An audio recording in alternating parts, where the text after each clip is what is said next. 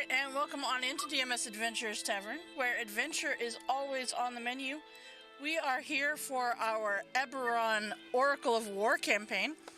And just for reference, I did already redeem the treat time. Dylan is currently eating them all because his brother is being a lazy bum and not getting off of the couch. But, I mean, hey, his loss. If he doesn't get them, he knows. To be fair, he did just expend a lot of energy being a booger butt. He did. But before we jump into our game tonight, do you want to go over our weekly schedule? Of course, we have Monday, we have our Princes of the Apocalypse, the brand new campaign that just started. Then, of course, on Fridays, we have our Eberron Oracle of War. That is about halfway through this crazy adventure. And then we have on Saturdays our Strict 7 College of Chaos that is at the end of their adventure. So I think it's kind of cool that we have one that's very beginning, one that's in the middle, and one is coming to the final fight. So that's pretty awesome. Also, as a reminder, we are still collecting for Extra Life. If you would like to make a donation to my own account, you can do that. The link is in chat. Or if you would like to join the DMS Adventures Tavern team, the link is in there for that as well. Personally, my goal is 2,000. We are currently at 550. And the team goal is at 4,000. And I know Cora, right here, we're working on getting her to the 200. She is super duper close. And trying to get everybody else, as much as we can. So if you feel willing to do that, you can donate to anyone in the team. We do have Extra Life Weekend coming up the first weekend of November, so be aware of that. There's going to be some extra stream stuff going on, and yeah, we're just going to have a good time. Maybe play some games, maybe play some games with some other streamers. I know Cora and I we talked about playing some group games, so yeah, just be on the lookout for those. But until then, let's go ahead and jump into our Eberron campaign. Now, when we last left off with this campaign, you guys had gone on the ship to become pretty much scouts for the soldiers as they brought the ship and the full army behind you. You were sent ahead as scouts to determine how many outlooks and stuff that they had outside of this place that they refer to as the Razor Crag, where it is said the Lord of Blades has chosen as the location for his enclave. Having made it ahead of the army, you took out some scouts, you dealt with some other obstacles along the way, and you arrived at Razor Crag. In doing so, you went back up on the ship and took part of the sky assault, as some of the others came in along the way before you joined a platoon of Brailish soldiers and the captain jumping aboard one of the landers, and you actually went down onto the inside of the Razor Crag. Having been told to find the forge. And it is there. It is the actual forge where we find ourselves, as you had found the location of the forge and had started the inspection of this forge. Now, that all being said, let's see here. Go ahead and switch. There we go. Alright. The forge itself had bluish smoke billowing from the 30-foot tall chimney of this large stone building. The stone steps led up to a set of double doors emblazoned in iron with an intimidating face of the Lord of Blades. Not worrying too much about the intimidating looking door, you went ahead and opened it and found that a group of soldiers and their leader were there, standing guard, and you were able to, you tried, I should say, to talk them down before a fight ensued, and you managed to take them all out. In doing so, you did locate a set of keys that hung on the hook on the wall, and you found that the leader carried a beautiful silver dagger with a gold knuckle duster hilt. And so picking that up, that is where we pick up our adventure. So with that, I need to go ahead and let's see, we've got, making sure we have everybody on here. We've got Cinder Striker. We've got, do we have Arthur with us today? No, we do not. Okay, so Arthur's going to step out of the building and just kind of keep watch a little bit. I've got Cinder Striker, we've got Dorian, we've got Joe, we've got Krebus. It's Raven that we're missing here. All right. I switched spots with Arthur. You know, I was keeping watch, and then I was like, I'm bored, Arthur. You come keep watch. Sure. That works. All right. So, with that, yeah. What would you like to do?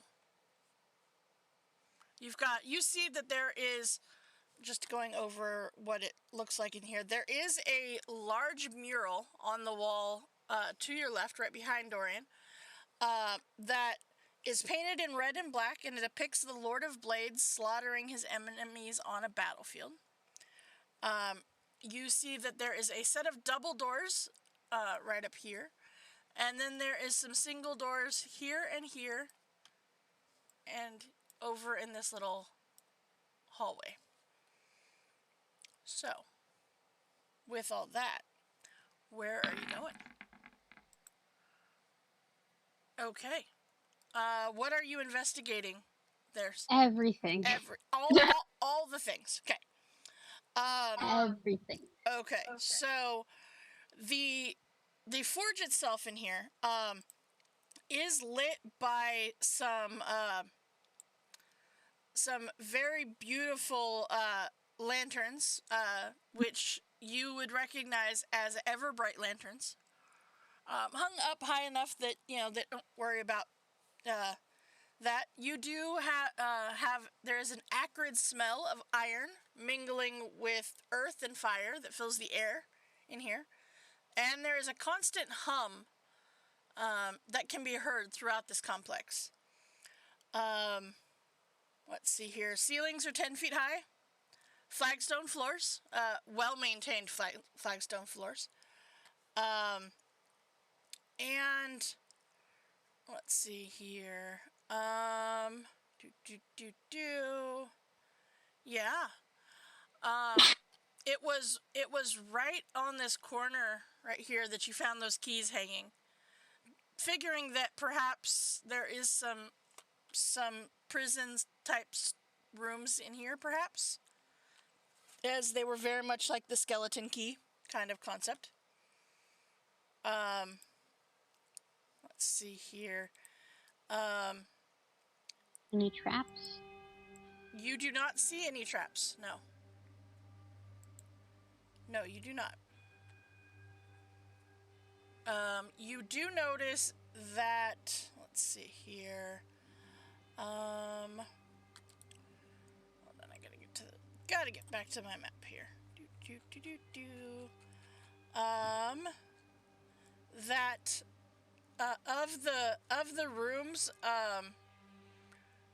right now you seem that the humming and stuff seems to be louder when you're over here, and you do know from seeing it outside that that's probably where the smoke is coming from, as if that's what it looked like from the outside. And the doors to that room are carved with symbols of fire and lightning. Let's see here. Oh, yeah, probably. Very frightening. What was that? I'm sorry. I just said very, very frightening. Thunderbolts and lightning, fire, Galileo. I mean, maybe if we hit it with some thunderbolts and lightning, it'll open up. Maybe. Oh, announce to Or, you everyone know- that we're here. Doorknob. I mean, there's that. Oh, well, doorknob. If the doorknob's there, then we should probably try that first. I will Possibly. quietly try to open this door here. Quietly and such. Okay. Into this one, you said? Okay. Alright. That one. You, let's see here. Okay, let me go ahead and reveal what you see in that room. If I can get the right tool here. You open up this door and, immediately kind of gives off an obvious note as to what its purpose is, as you see a workshop of some sort. You see workbenches filling this room, covered in tools, cogs, gears, and other little bits of dismantled machinery. And you do see a what looks to be a older dwarven man with what looks, I mean, just looking at him a little bit from the distance of the doorway, you see that he's got snowy white hair, flowing beard, dressed in what looks to be a leather apron, and if I could get the thing to let me put him on there, that would be great, but it does not want to let me have... I'm trying to get this guy on there, and it's not wanting to let me do it. Nope. Alright. So you see that he's dressed in a leather apron with pockets full of tools and stuff. You see that... Is he alive? He is alive, yes. Yes, we'll go with this guy. It's fine. Is he just like working away, or is he like chained? No, I he have a seems question to be for you. working. Until you open the door when he turns and you see a rat-a-tat, sound from above, breaks the dwarf's concentration, and he turns to look at you. And you see a clockwork woodpecker sitting on a high shelf is the source of that tapping. Ah, thank you, Yoful. Now, who do we have here? As you see, he turns to you.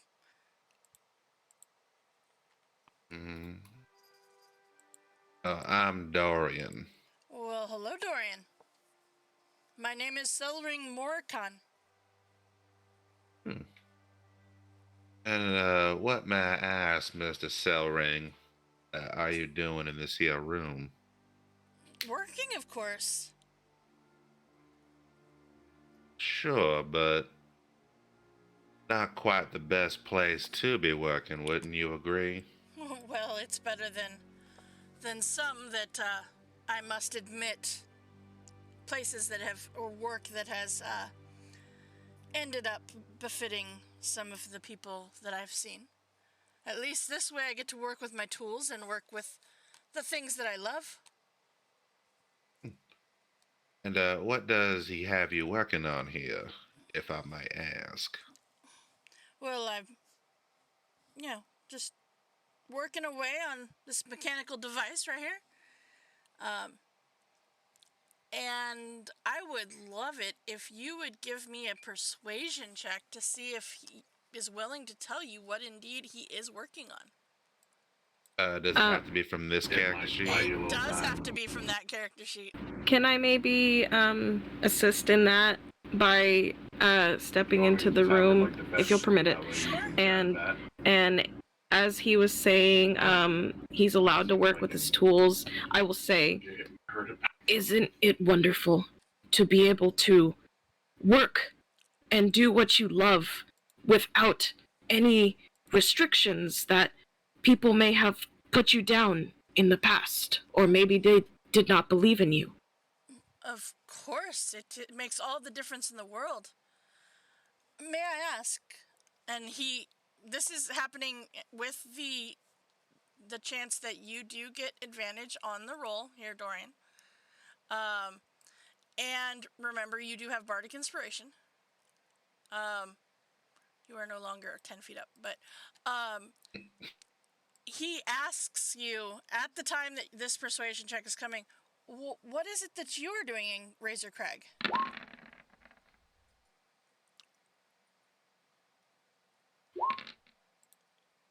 Okay, so 15. Okay, 15 is exactly what you needed, by the way. So good job with the Bardic, because that would have been bad had you not had it. All right. So he says, well, what is it that brings you here? I mean, and you see, he now kind of puts down the item that he was holding, and you see what looks like it might be similar to a piece that you have seen before in the item that is in your bag of holding. You see what looks to be one of the little drawers that pops out for you to insert items into.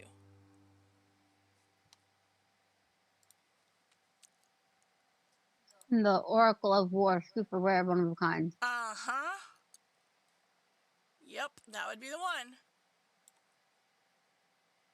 So what are the rest of you guys doing as Dorian and Zutog go into this room as they've found this person? Are any of you joining them, or? I'll join them in the room. Okay.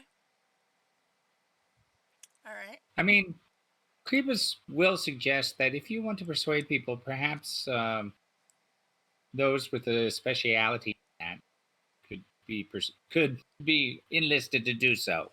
That's a very good point. Very good point. Susan, Uh-huh. I will check this door right Okay. here. Okay. So does anybody answer the question that he asked, those that stepped into the room? He has asked why you guys are in Razor Crag.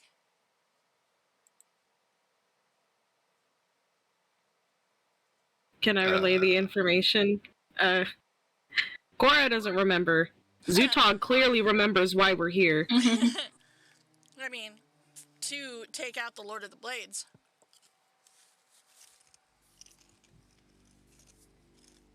And, help the army that is currently raiding the Razor Crag to look for the Lord of the Blades. And, as you say that, he says, oh, well, I myself,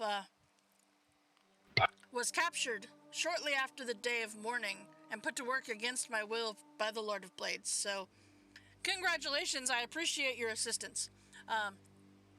He has forced me to build a new mechanical device capable of deciphering the draconic prophecy. He plans to use this device to determine the location of what he calls the Creation Forge. Once he finds the forge, he'll use it to build an army of Warforged.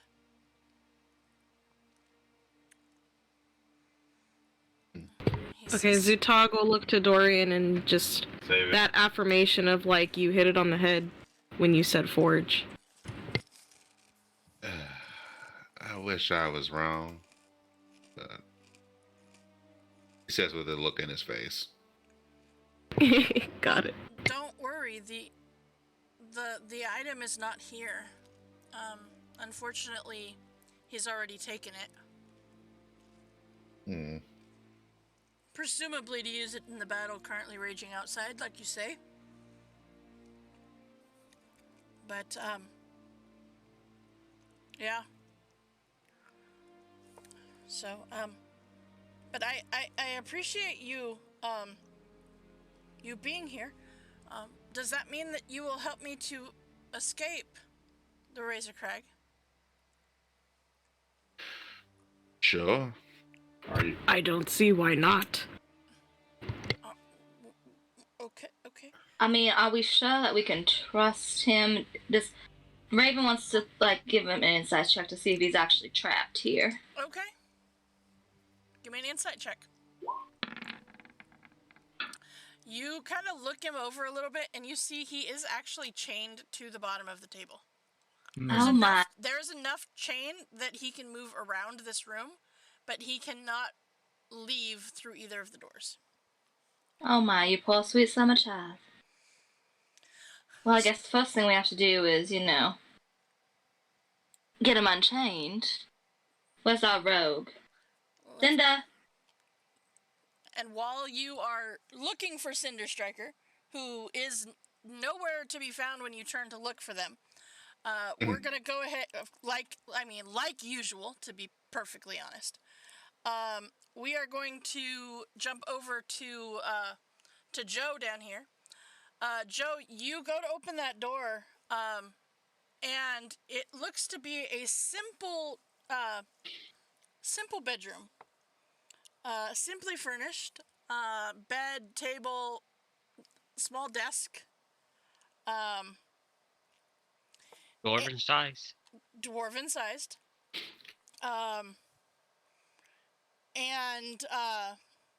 Yeah. You see that, there's literally nothing except a small clockwork, what's probably the equivalent of an alarm clock in here. Other than that, not a whole lot of nothing. Gotcha. Mm-hmm. And Raven, you are standing next to a door, and you do notice that there is a section of this door at the very bottom missing, so that the chain will actually go through. So this is clearly Joe. This is his bedroom. Unless they gave him a bed, but still. I mean, right? They gave him a whole room.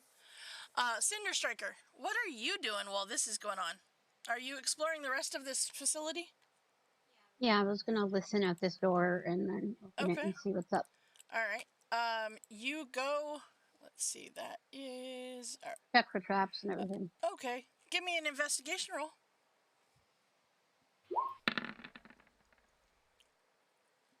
Okay. You don't see any traps on this door. Looks pretty standard. It is locked, however. It is in fact locked.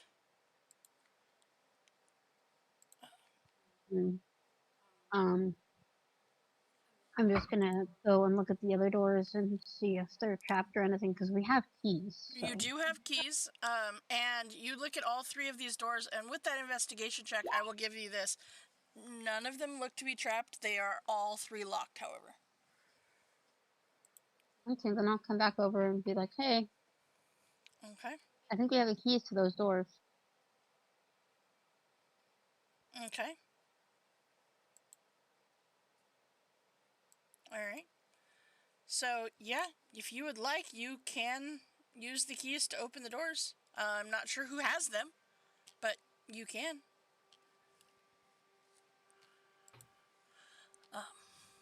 But Raven does tell you when you come back over that this guy is chained up, if you could help unlock the chains.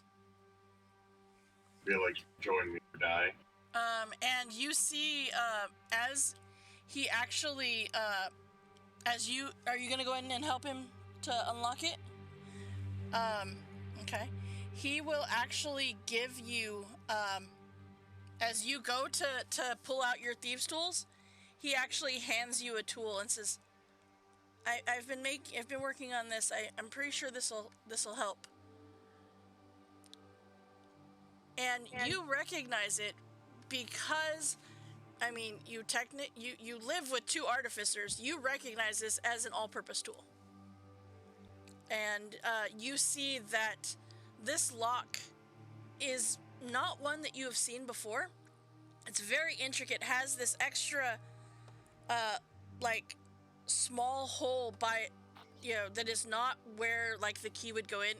It's as if this is made to have two separate keys go in at the same time. And so, with this, one, you have advantage on your Thieves' Tools check to unlock it.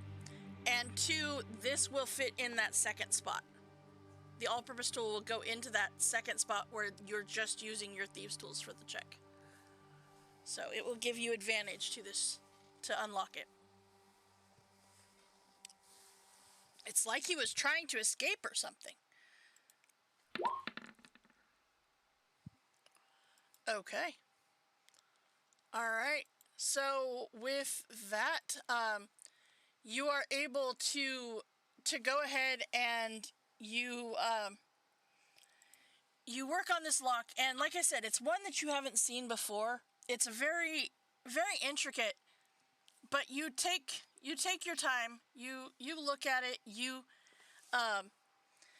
While you are doing this, it's really funny because you start talking to him, and as you're working on it, he reaches down, and just as you struggle, he reaches and he turns the all-purpose tool, and it clicks in that last spot that you were having trouble trying to figure out how to get to.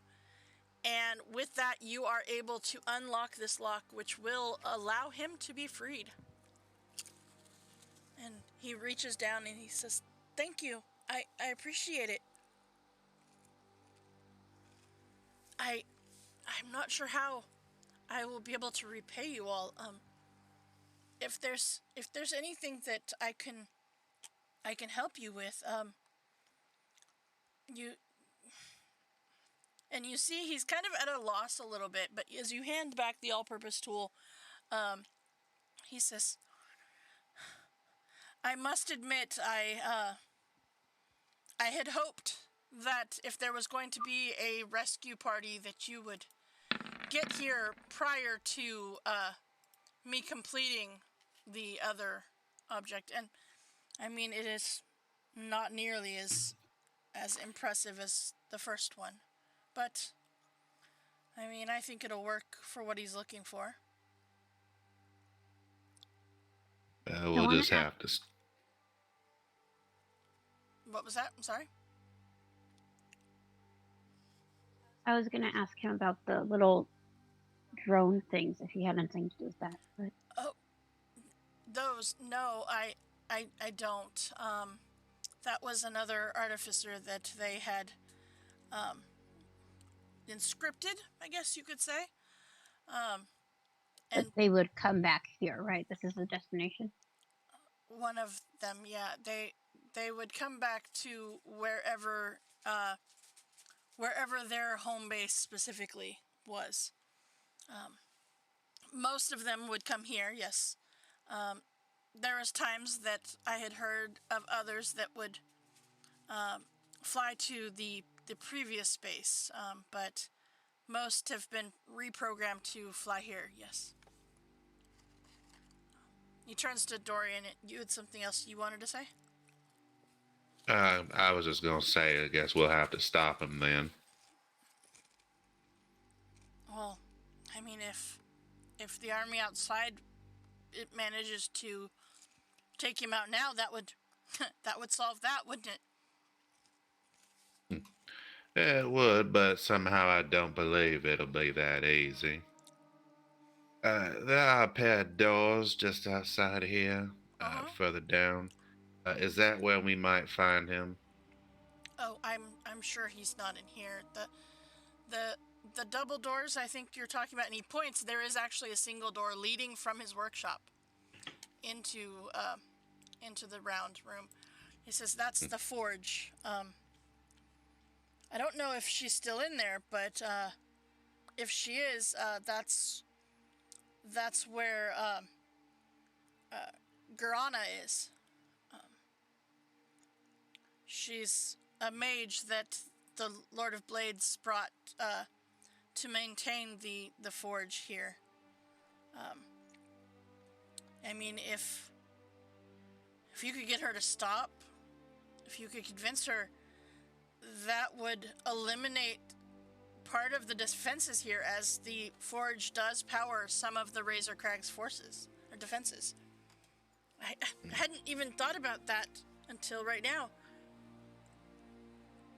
Well, I suppose it's worth a venture. Is this door right here? It is, yes. All right. You may want to take 2 steps backwards. Zutog will actually walk up to the old man. Did he say what his name was? Yes. He is Sir Solring, Sulring. Okay. I found a pen to take notes. Good job.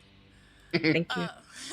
I'm gonna. Zutog will walk up to Solring, and he'll outstretch his big, gigantic hand and offer to assist him with walking if need be. Because, he's been chained up in here for a while. He has. And he will take your arm, and he will greatly appreciate that. So, Dorian, are you opening the door? Slowly. Okay. As you do so, the hum that has been, going on gets extremely louder. As you open up this door and you see in front of you a beautiful set of, in the center of this domed chamber, dominated by the large forge, glowing with a tremendous heat, thick cables running across the floor of the room from the forge to 3 separate control panels, covered in switches, dials, and levers. Embedded in the wall above each control panel is a glowing crystal, dark violet in hue, and about 2 feet long. And it is, as you step in, you see a female gnome in colorful robes is tinkering with the controls of one of the panels. And she seems to be muttering to herself. Good afternoon, my dear. Hang on a second. And you see she's grabs a tool out of her belt, and she's tweaking a thing, and she goes, "There, I think that'll do it." And she turns and she's, "What on earth are you doing in here? You don't stand too close to the furnace. You will." And, you see that she is clearly one of those people whose mind is running faster than her mouth, so she doesn't finish all of her sentences before moving on to the next one. And even with that, she, you see, she's acknowledging you, but she runs over to the next set of things and is going over, looking, making sure everything's okay. And then, Geronima, my dear, a word, if you may, please. How do you... And as she moves to the third one, she goes, "How do you know my name?" Soul Ring. You're friends of Soul Ring? Yes, actually. Recent acquaintances. Interesting. Nice guy, that guy. Kind of quiet, but nice guy just the same. Well, are you part of the people outside who are attacking the Enclave? I suppose you could say that. Well, which side's winning? As far as I'm aware, our side. Oh, okay. Well, that's good for you guys, I guess. Not so great for the Lord of the Blades, though. Please be careful being that close to the forge.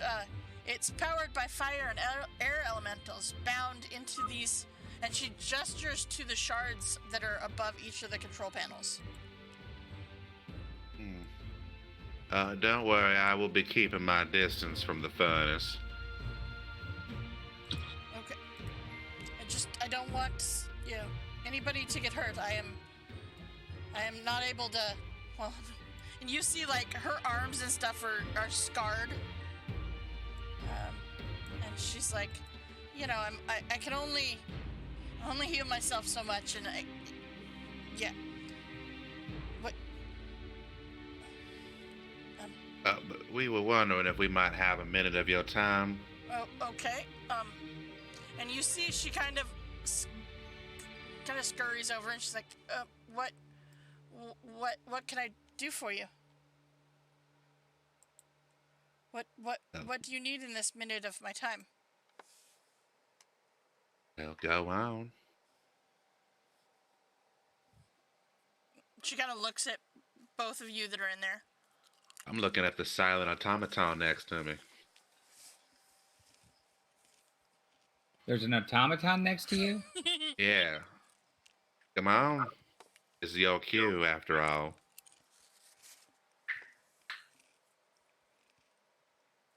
I must have missed something. Sorry. In other words, he's letting you have the opportunity to persuade her or whatever. The party face, as it were. To party? To convince her to turn off the defenses that are in here. Yeah.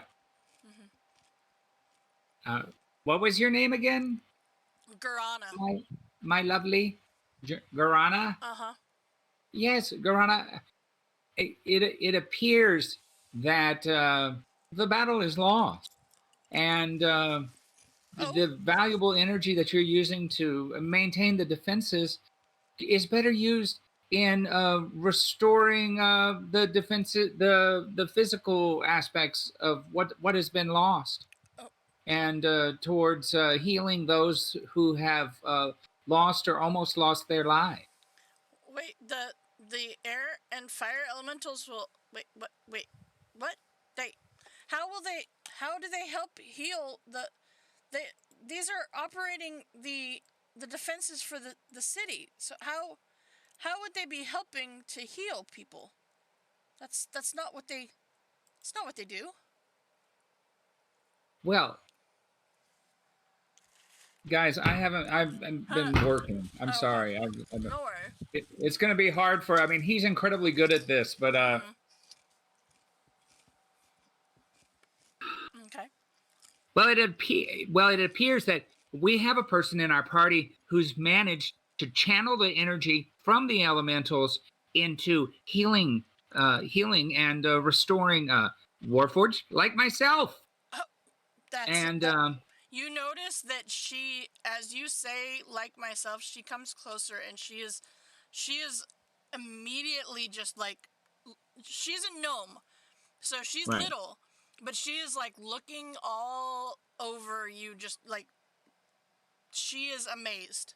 Because she's been dealing with Warforged here with the Lord of the Blades. However, that is nothing compared to what you are. You are much more impressive than that. I will rotate my ears. You are amazing. So, okay, so how? So you want me to reconfigure the power, or I don't? It took me a long time to get it set up the way that it is. And I understand it was an endeavor that you dealt with great passion and energy and much thought. However, for the moment, it needs to be turned off so that the revisions require it to be off for a period of time. Okay, I understand. So you just need me to deactivate it then? Yes, okay. Go ahead and Krebus, give me a persuasion check with advantage, please.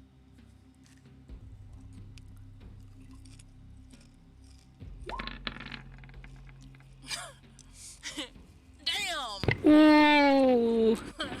Damn! The dice are on your side. Look at that. That D500 really terrible roll paid off. Right. Yep. Kane, I don't know why you're getting Entrapta vibes. It's not like I'm playing her to give you Entrapta vibes or anything. I mean, she's doing very a good much. job of it, I think. She just needs the long hair. I mean, it's true. Crazy long. As you say that, she's like, well, that I can do, but I'm gonna need help because I can't deactivate them by myself. They all have to be deactivated at the same time. And and she gestures, and you can see, there is 3 of them. And she says, you said you have a party with you. Do you have people that are good with magic? That are good. Yes, we do. Well, perhaps that they might be willing to assist me in turning these off, because it's a very complicated sequence of pushing the right buttons and flipping the right switches and knobs, at the right time and stuff. Of course. So, yeah, if you can find me 2 other people, then we can definitely turn these all off. And well, you said that the war the fight is lost, and I must admit, I didn't think that was possible, but I appreciate that. Of course. We are here to help.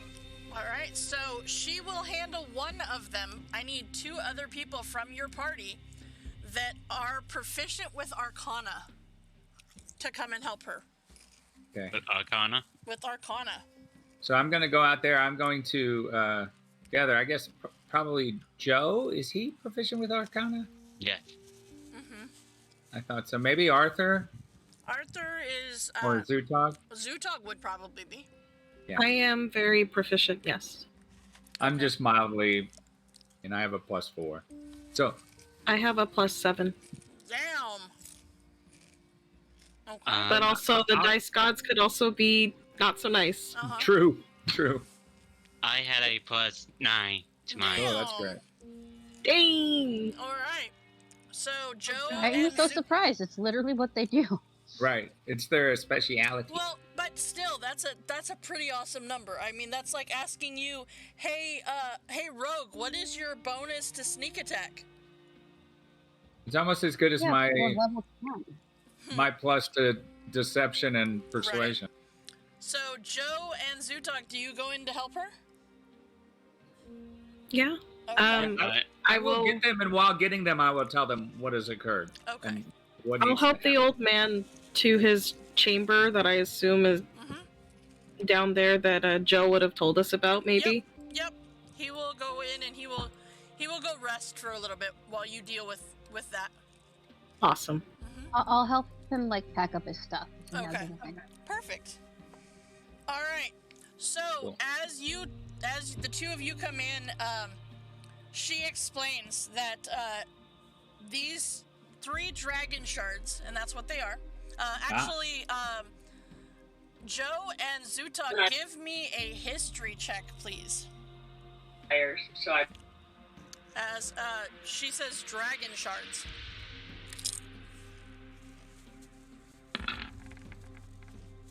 Okay. Look at that. You guys both went to the same history class. We're in sync. You know, with those 14s, that these elemental shards can contain a single elemental, be it fire or air, as she said that this is what this forge contains. So you are trying to get that elemental back into the shard, and that is how you turn off this forge. So she goes on to explain this very complicated sequence of button pushes, knob twiddling, switch flipping, the whole 9 yards. And I need from both of you a Arcana check.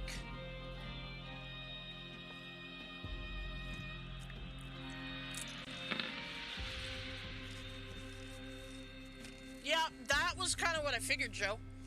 Uh-huh. Alright. As, Krebus and Dorian, you guys are standing there, you're watching this. And, you see, as the three of them go through this small gnome, she, after explaining all this, she says, okay, now, I'm gonna call out what I'm doing as we're doing this, and so that way we can make sure we stay in sync. And as she starts, the two of you watching, you see, in perfect harmony, the three of them proceed to push the right buttons, to flip the right switches when told, to turn the right knobs when required. And as they do, you see this purple glow come from the furnace and go down these cords before the shards themselves burn a little bit brighter and then powers down. And all three of the shards stop glowing. And as that happens, you see the furnace itself, the fire, goes out. And it seems that you have successfully managed to capture all three of the elementals within the dragon shards. And as she takes them out of the actual housing, and you see, she picks up this little box, and all three of them fit into this box.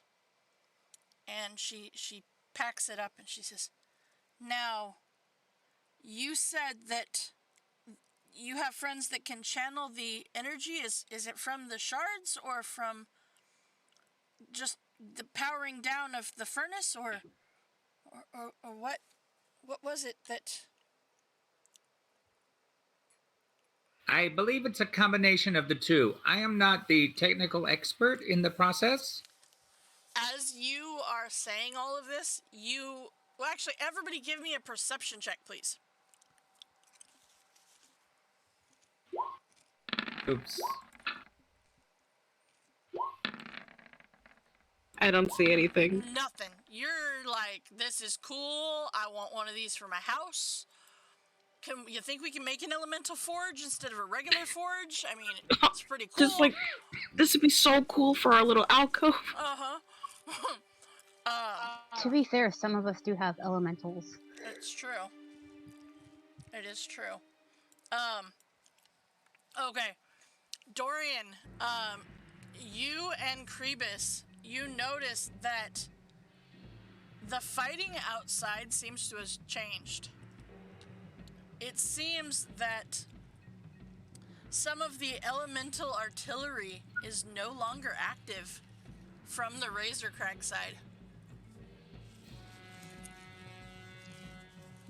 Ooh. Mm-hmm. Now, with that, has anybody given Cinder Striker the keys, or have you gone back to open those other doors, Cinder? I was taking care of the little old man. Okay. I travel with little old men. I know they need to be taken care of. That's fair. He was chained up and stuff, man. He was chained up and stuff. Do you want, before you leave this building, to go investigate those other rooms? Yeah, but... Oh, okay. Can I actually, ask/make suggestion? Okay. Before we leave the building, I guess while Cinder would be out, or maybe Cinder could do this instead, I don't know. Zutog will say, does anyone need to rest before we venture outside? I have, been working on, and he's like trying to get his words together. Short nap turns into even shorter nap. But still same effect. 10 minutes. Yes, catnap. Catnap. I love that spell. For 3 people. and then he also looks at Garana. You can take nap as well if you need be. Big brain needs rest every now and again. I am okay right now. Have your people do it if they need it. It's okay. There's also I don't know if you guys have gone in there. There is food and water in one of the other rooms if you need it. They keep it for those of us who are not warforged. Okay. I would rest my eyes for a minute, but I don't necessarily need to. Although, actually, I would get a few class features back. Mechanically, I would get a couple of class features back, which might be helpful if we have to fight again, but I don't need to. It'd If be we do, just, then great. just in case. Hey, Captain will down. Nice. I could get some spell sauce back. Basically. So, Dorian and Crebus. Anyone else? One more. Well, so far you got Joe and Dorian. Oh, my bad. I'm still not used to voices. It's okay. Sure. I made you confuse me with Queens. Wait, let me hear Crebus talk. Why? Is that Okay. necessary? Truly? I mean, honestly, I'm talking almost all the time. All the time. I take pride in being the most distinguished. And it does stand out. It does. And I love it. Okay. Okay. So, Crebus, do you need a short rest, or Raven, or Cinder? I'm good. I'm doing well. Cinder, do you need anything? I mean, No. I have plenty of spells, just not my good ones. They were all used. Okay. I mean, not good, but I don't think there's anything that you would get back on a short rest, though. No, there's Yeah. nothing. Yeah. Inspirations? Oh, yeah. Does your inspiration come back on a short or long rest? Bardic Inspiration comes back on a, I thought it was a long I want to rest. say it's a short rest, isn't it? It's a long Bardic- rest. Okay. So What level are you on? Cause we're What level am I on? yeah 10? yeah short rest. Oh, that's right. It's a short rest because I've got Uh-huh. it changed. Yeah, Yep. Okay, so it's the font. I've got the font of inspiration. So Yeah. a short rest will give them back. so you would get inspiration back. Yeah. So everybody else, like, might as well take a nap there, Crebus, because she's got to cast it, or they've got to cast it anyway, unless Zutog, unless you want to be the third person. Nah. Okay. How long of a rest are we going to take? Just an hour? Or... It's 10 Well, minutes. it's not 10 minutes. No, 10 minutes. That's why that's why they're casting the spell. You know. Oh, gotcha. What Right. it amounts to is you guys can take a short nap while Cinder Striker checks out the rest of the building. Right. Super. Okay. So, Cinder Striker, while they take a nap, this does mean Crebus, Joe, and Dorian, you can, in fact, roll hit dice if you need them. If for any reason you need them. Let's see here. This first room right there is a jail cell. Prison cell. You see that there's a wooden door to this room is locked, has a 2-foot square barred window on the top. But, nothing of too much importance in that room. You go to the next one, and you find this is a storeroom. This locked room holds a larder of foodstuffs for the forge's non-warforged inhabitants, such as barrels of water and other food supplies. So you are able to refill and stock back up in that aspect. And the final room, you see, is used for the gnome as her living quarters. This chamber is gaudily furnished with rugs, tapestries, cushions in clashing colors. There's books, charts, scrolls piled up on every available surface, and most seem to be concerned with the art of binding elementals into items. Now, the biggest thing here you notice is the fact that her room is fully stocked, whereas the bedroom of the artificer was very sparse. So do I get the feeling that she's not there against her will? She is not as against her will as the artificer is. Right. Yep. Search it for interesting things. But she does go while this is all happening and packs up some stuff. And she says, well, so does that mean that we are going with you, yes? We are going to... Wait, how are you going to get us out of here?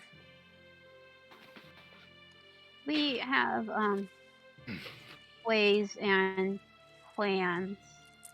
Oh, okay. You're new here. I'm not the talky one. You need to talk to the other ones. So she goes up and she's gonna walk up to, since the others are sleeping, she's gonna walk up to Raven and be like, okay, so what's the plan? How are we getting out of here? Well, I mean, they said that the fight was over, but I hear them fighting outside. well, I assume that we'll go out the same way we came in. Oh, okay. Zutang? Is it Tog or Tank? Talk. Oh. Tog, thank you. So, Zutag, what's our plan exactly?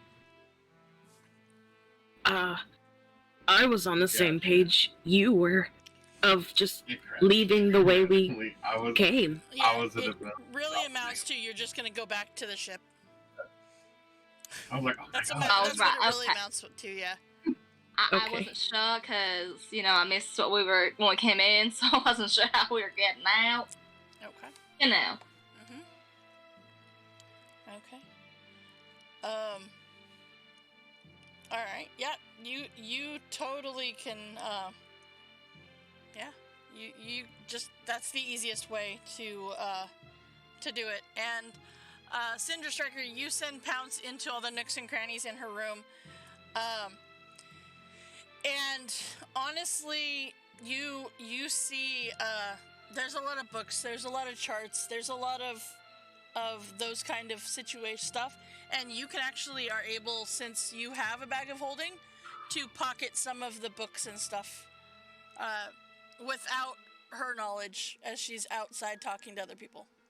It's almost like I had an ulterior motive there, huh? I mean, it's like you need to stock the library with books or something for your artificers.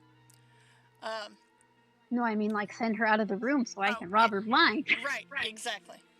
I got you.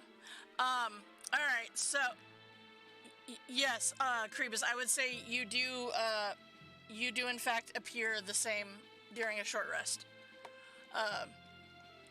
And with that, you actually, after you finish up all of your, searching around and stuff, and you are able to feel pretty confident with everything you have picked up. You've gathered the things that your new artificer friend needed from his workshop, and the like. Oh yeah, you totally go and hand out snacks. Refill all the water skins, the whole 9 yards. And it is as you are talking to Soul Ring, he says,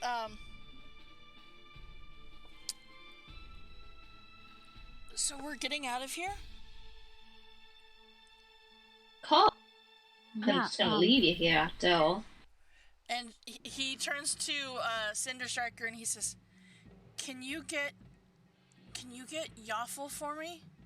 And he's referring to the clockwork woodpecker that was up on the shelf. Yeah. And if we're away from the lady, I'm gonna say, how worried do we need to be about her? Oh, whose side is she on? Honestly, I think once she gets out of here, it'll be okay.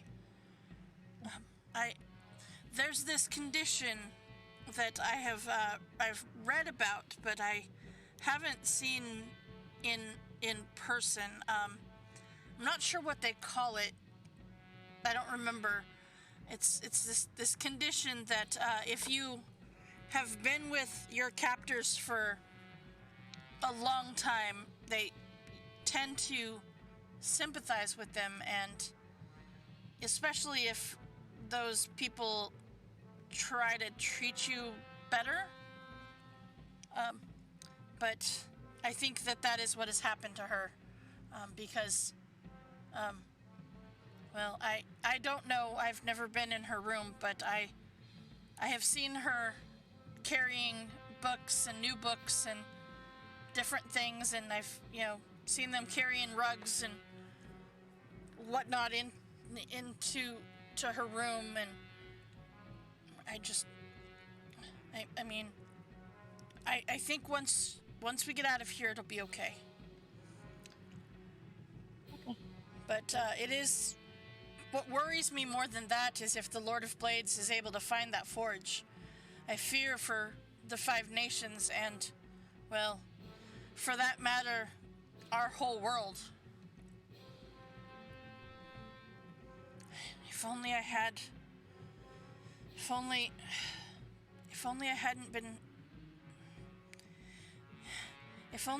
given it to him completed. Or, well, and you see, like, he kind of looks off into nothingness, and you catch him kind of muttering a little bit to himself, and he says, or if only I had the original, we could find it first. So, this is what we call a later problem. Well, right now, we're yes. just gonna focus on getting out of here. Oh, yes, thank you. Yeah, yes, definitely a later problem.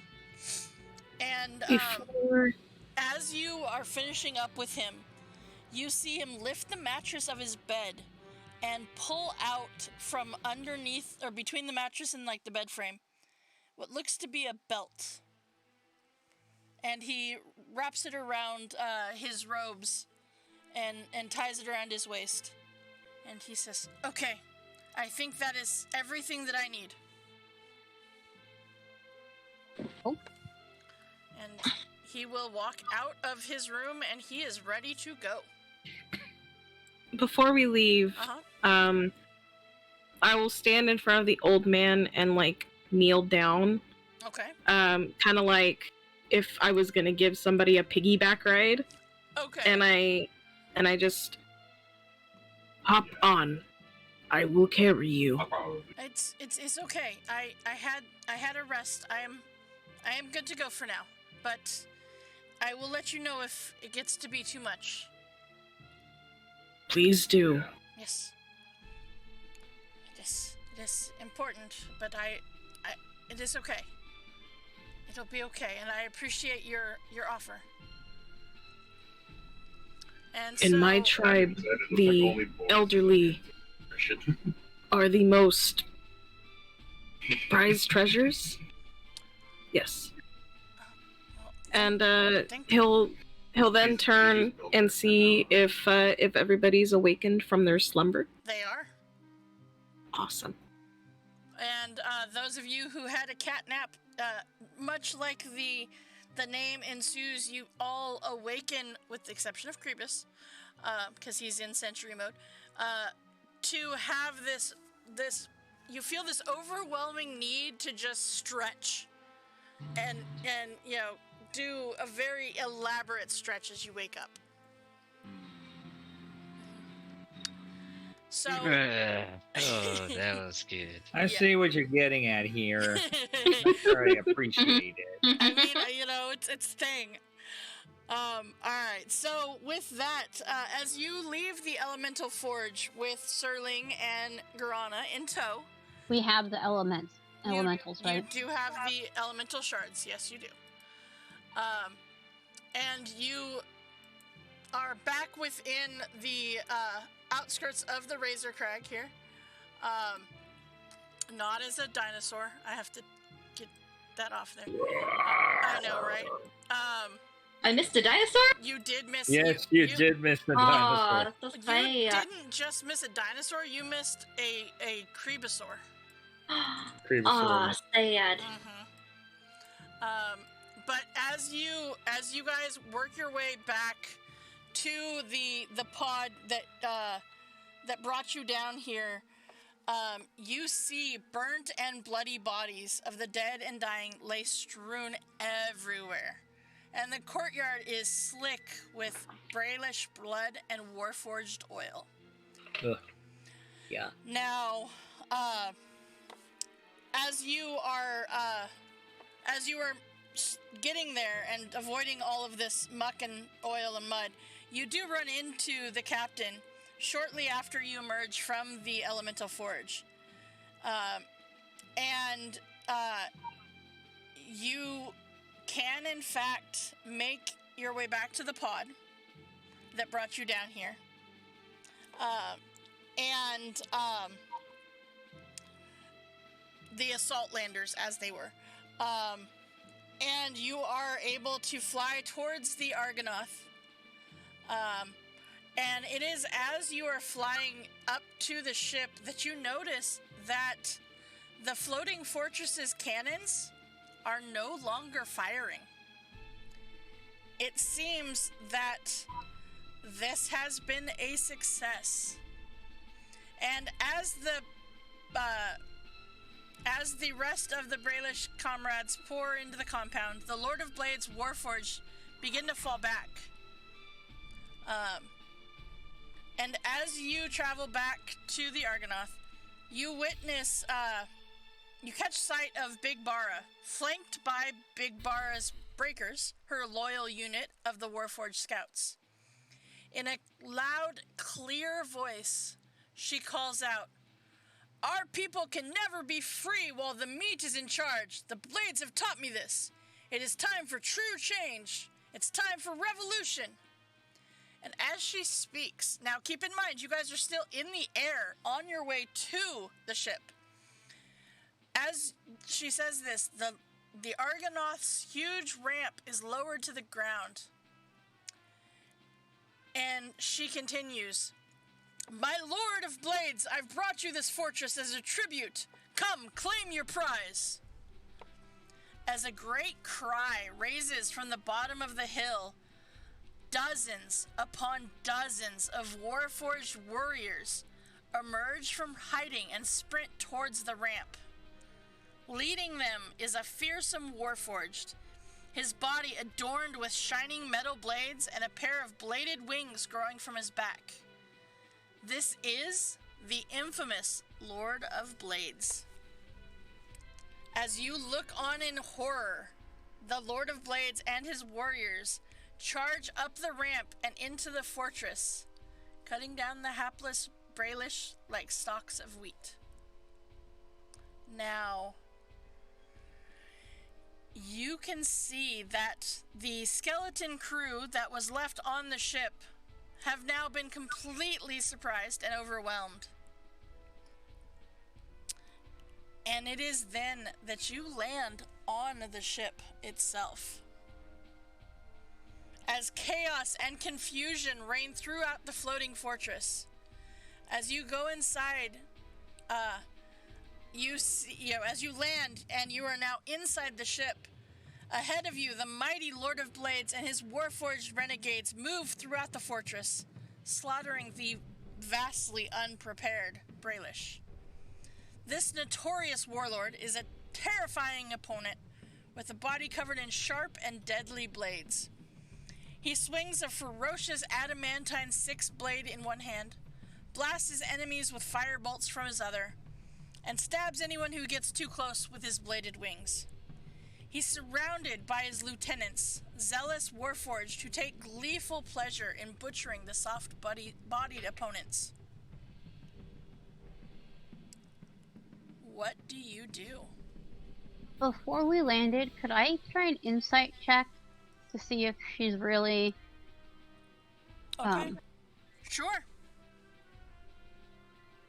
I think it's unnecessary. She seems pretty confident in what she said. Okay, so she's really... Lord of Blades side, yep. Yep. So suddenly Kriba's like 20 blades pop out of him, and he says, "I'm on their side too. Goodbye, meat." We couldn't trust him. I don't say that. No. That does not happen. Insight check. Okay, so Dorian, you see all this happen, and you do see that Big Bertha's, it's a sensational betrayal of the Brailish army. Like, she sounds super sincere. Where are they at on this map? So they are in the ship, and you guys are just landing on the ship. Oh. So we don't actually have a ship map. Oh. But you guys are like in the pod getting to the ship. Right. I mean, We're flying on our source sleds or whatever? No, you're within one of the pods that brought you from the ship down into the thing. I mean, if you want to be on one of your source sleds, you can. But right now, it was the assault landers. Oh, well. Right now, I want to turn this thing back around. I mean, if you want. I mean, we're not going Aren't they landing? Are they landing at the forge place we just left? Well, so no, they are actually getting on this giant ship that you were headed back to. Right. And slaughtering everyone. They are literally taking over this floating fortress that you came in on. I feel like we should do something about that. But what? I think we're outmatched. I mean, he's there. We can see him. He's cutting through those folks like butter. Mm-hmm. And then there's our newly betrayed former acquaintance there. Mm-hmm. Big Bara. Mm-hmm. Now, will we get the feeling that if we were to land and try to do something that it would be for naught? I mean, potentially. I mean, are we really outmatched? There's a lot of these guys, right? There are a lot of the Warforged that are coming in and doing this, yeah. I mean, how is our new gnome friend reacting to this? She seems super overwhelmed. Can I, try to get the dragon shards from her? Okay. Give me a persuasion check. Well, how are you getting them from her? She is currently holding the case that they are in. Very securely. Tell her to, be more secure, especially with all of this happening. We should put them in a very safe place, such as my bag. Why would your bag be more secure than this case? Because they won't expect it here. They'll expect it on you. Oh. You've got a good point. Give me a persuasion check.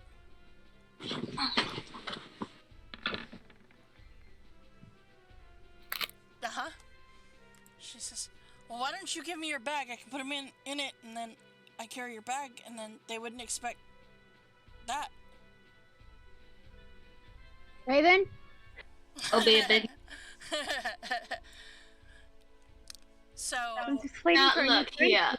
How we See... can, secure it in my bag, because I can disappear. Now, is Raven with her? You guys are all on the same ship at the moment, yeah? Now look, here, see. While we do trust you and we do know that they could be safe with you, we are in a combat situation, and I'm sorry, but we are just more built for combat than you. Plus, we wouldn't want to put your life in danger, you know. If you have this in your hand, they might go after you, and we don't want that. So we'd rather put our lives in danger and keep you safe. So how about you put it in Cinder's bag here, and we'll keep it safe. I'm just like nodding along. Yeah, what she says. Give me a persuasion check.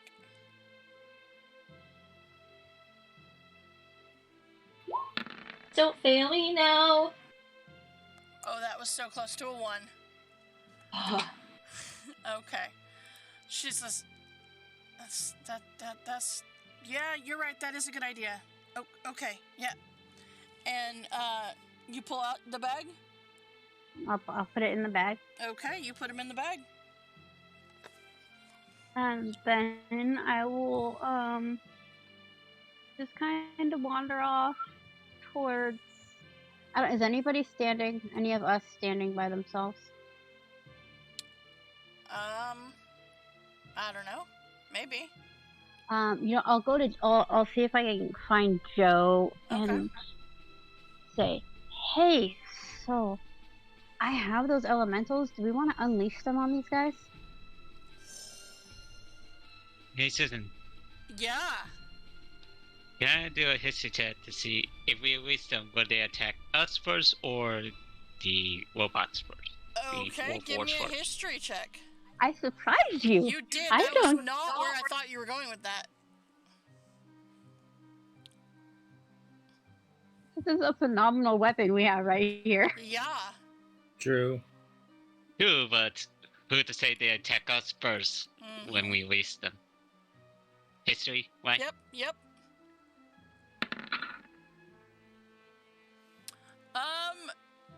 You know that they will attack anybody who is near them. They don't seem to care who it is. They will attack anybody that is near them. So, I mean, if we just make sure they're near them instead of us. Right. By the way, everybody add 1 hero point to your list as you guys have successfully gotten the guys out of the forge. Making them killed now, but you got them out of the forge.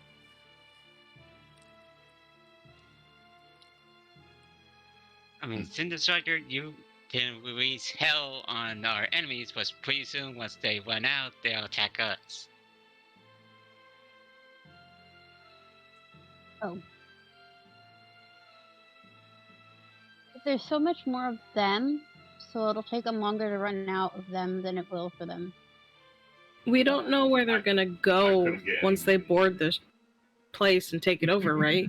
Correct. Well, I thought they were already going through and slaughtering everyone. Right. You don't know where they're going to take the ship after this. You know that the Lord of Blade has a oracle type thing. Right. Yeah. And you see that Sol Ring is very concerned about that oracle. He's like, do you think that if we land on this ship, and this is all kind of like happening as you guys are like getting ready to dock, he's like, do you think we could get it away from him? Theoretically, yes. We could try. In an ideal scenario. There's a lot of them, and as you watch more and more Warforged go up this ramp into the Argonath. When we were on the ship, didn't we learn a little bit about how it works and how it's propelled? Uh-huh. Can we apply any of that knowledge to bring it down? There is a lot that would be required to take it down, because this is a huge fortress. But we're a lot. Not out of here. We are a lot. They didn't have a lot of the regular maintenance. It was falling apart, right? Yes. And Arthur and Joe spent a lot of time trying to fix it. Yes. So they might know what to do to unfix it. Perhaps. Perhaps.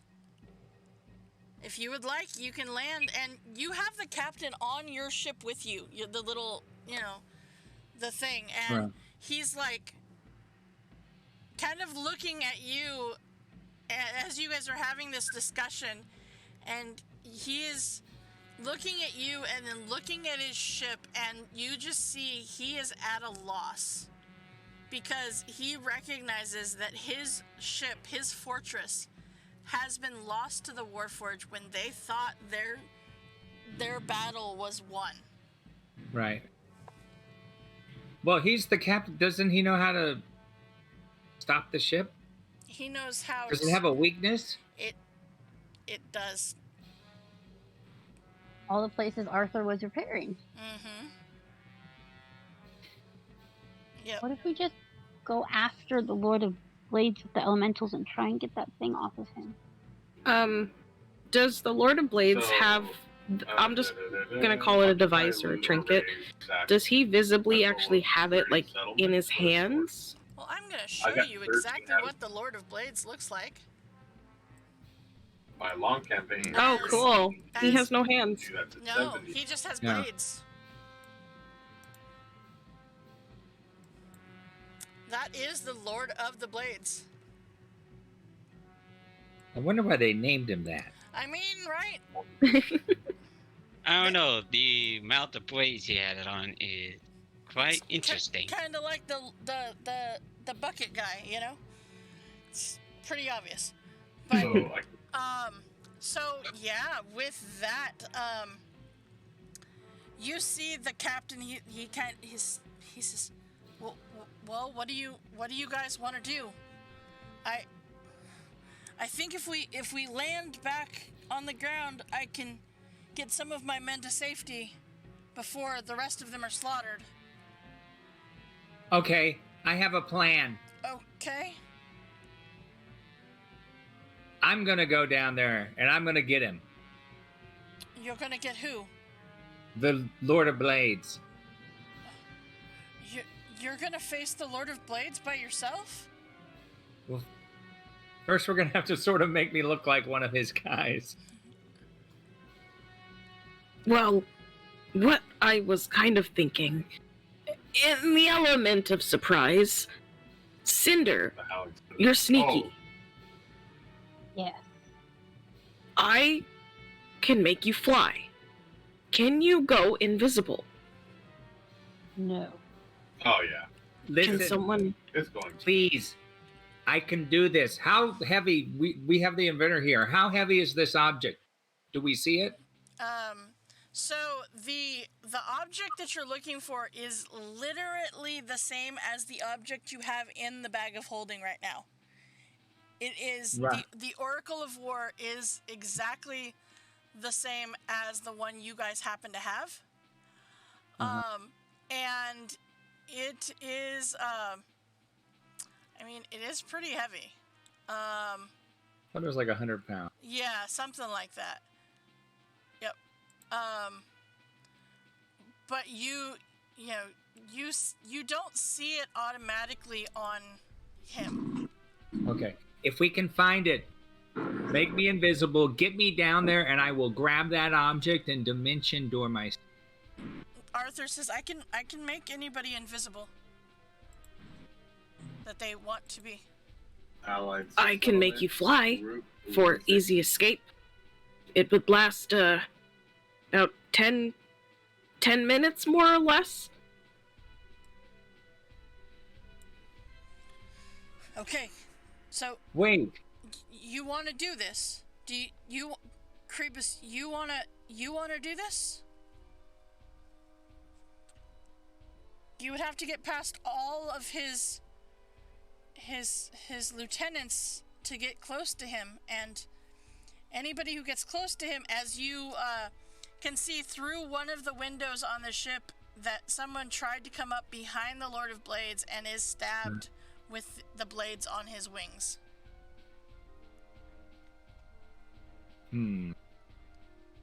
I would not advise it. I mean, that's a lot of blades, Cretus. Can I Can I polymorph myself into something from Volo's guide? Yep. A Quetzalcoatlus? Okay. But you're only going to be as smart as that is. Mm-hmm. Yeah. That's not a beast, is it? Huh? Yeah, Is it it's a beast. Dinosaur? Quetzalcoatlus. Yeah, it's a flying dinosaur. You're Oh, only okay. going to be as smart as the flying dinosaur, though. You don't get to stay as smart as Phoebus. He's not very smart. He remembers the plan, hopefully. True. As like this is all going on, you look down. One of you, or the captain, actually looks down, and he sees Big Bertha at the base of this ramp, and she is with her breakers, and she is there killing anyone who is coming down the ramp trying to escape. We could at least buy them some time to try to get away. And the captain says, we need to take her. If we can't take the Lord of Blades, we need to take her, as she has betrayed all of us.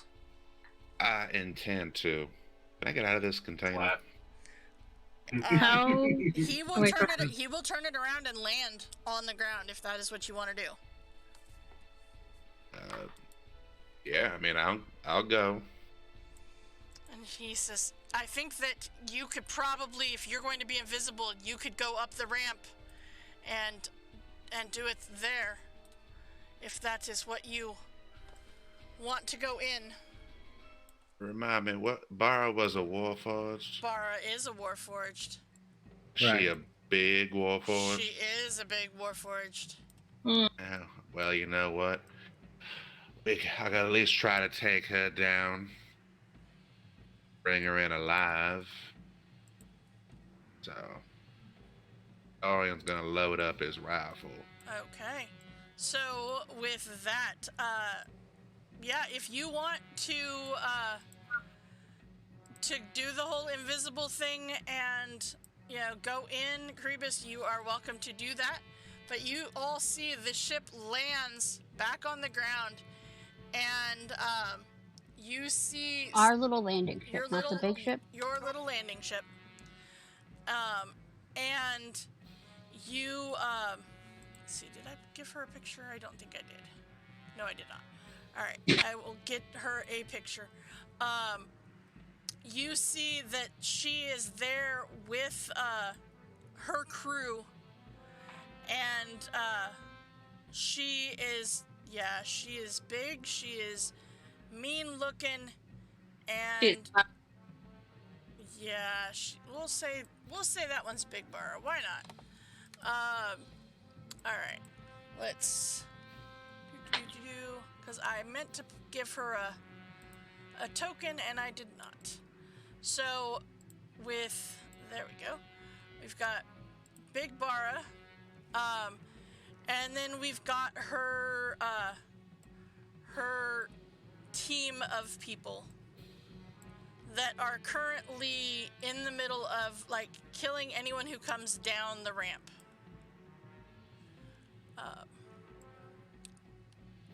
And you see that there's several of them, and there is several of the archers and stuff as well. Okay, you stealth out of your little ship that you had. Going and wait. I'm getting you another boat this post just in case. Okay. Well, See, yes?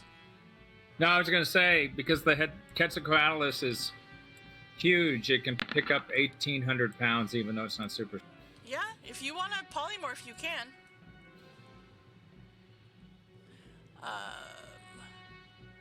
We don't have a map for this, right? It's the one that we are on. You guys are fighting right here. Right. Which one is this? So Big who's Bara that? is right here. Oh, that's what that thing is. Dang, it's a 2 until. Yeah. I'm gonna actually I'm gonna give her a radius just so you can tell that is her. Looks big though. All right. Spell it for me. The dinosaur. Oh, yeah, I don't know if it's smart enough. There we go. Thank you. QUE. That was what I was missing. I was like, I don't remember how to spell it. Spelling is not my forte anyway. We haven't used it since Jez, so.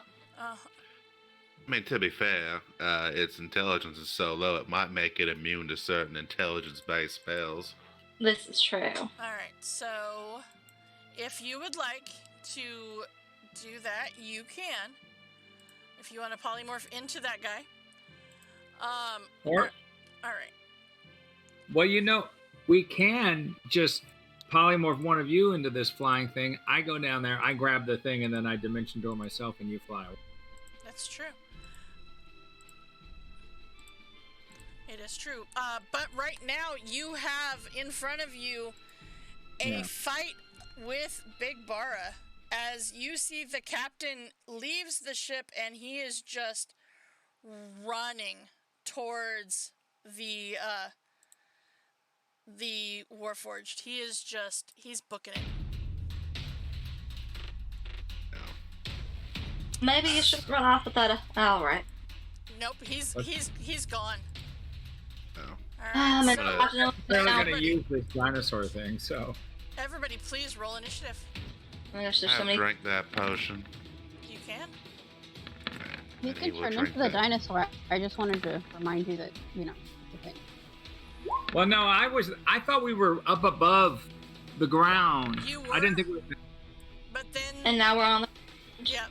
Then the captain saw that Big Bara was out there killing his men as they were coming out of the ship, trying to escape. Right. So, due to the fact that she has betrayed him, he's going. Sure. And, alright.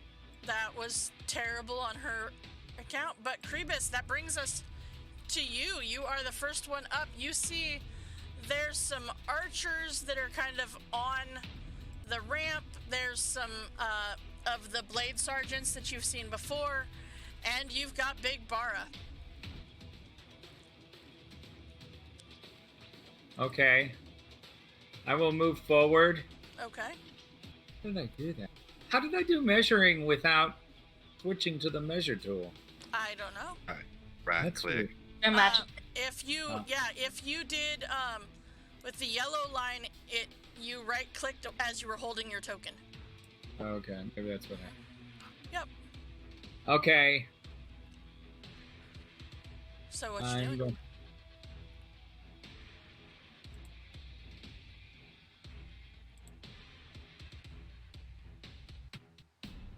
On Big Bara.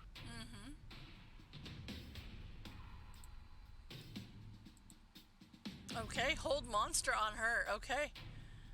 Alright, that is a wisdom save on her part. Okay. Right.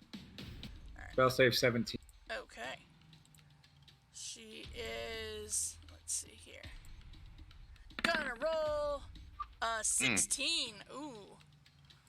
Alright, so you said your spell save was a 17? 17. Alright, well, she is held then. That's one way to start off the fight. As you cast Hold Monster on her, and she is held. Alright, do you want to do anything else there, Krebis?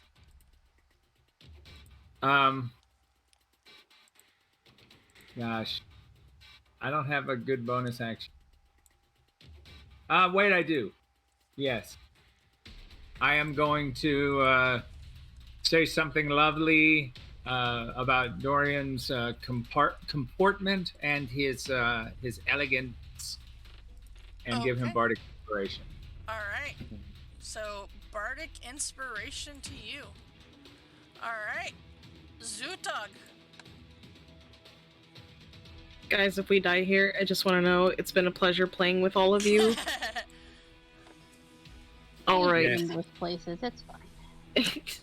I want to point out, like, the rest of these soldiers and stuff have, like, some of them are dealing with getting the others out, but the captain is going over and he is engaging, like, two of the Warforged by himself. These are what's left for you guys. Okay, so the captain is off somewhere else. Well, he's got a couple of the soldiers that are, like, over here. Okay. Yep.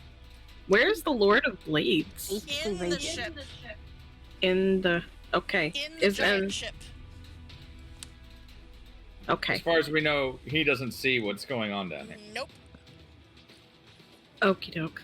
He is in the process of clearing out the whole ship to take it over. Wow. Jim was in Force March, right next Awesome. to my place. Right here. Okay. I'm off my square because otherwise I'd move it, but it'd be 110 feet. It's time for our contractually obligations to happen. I want to point out, you actually need to throw 2 of them today because you missed one last week. I did. But didn't you throw one last week? No, I threw one the week before.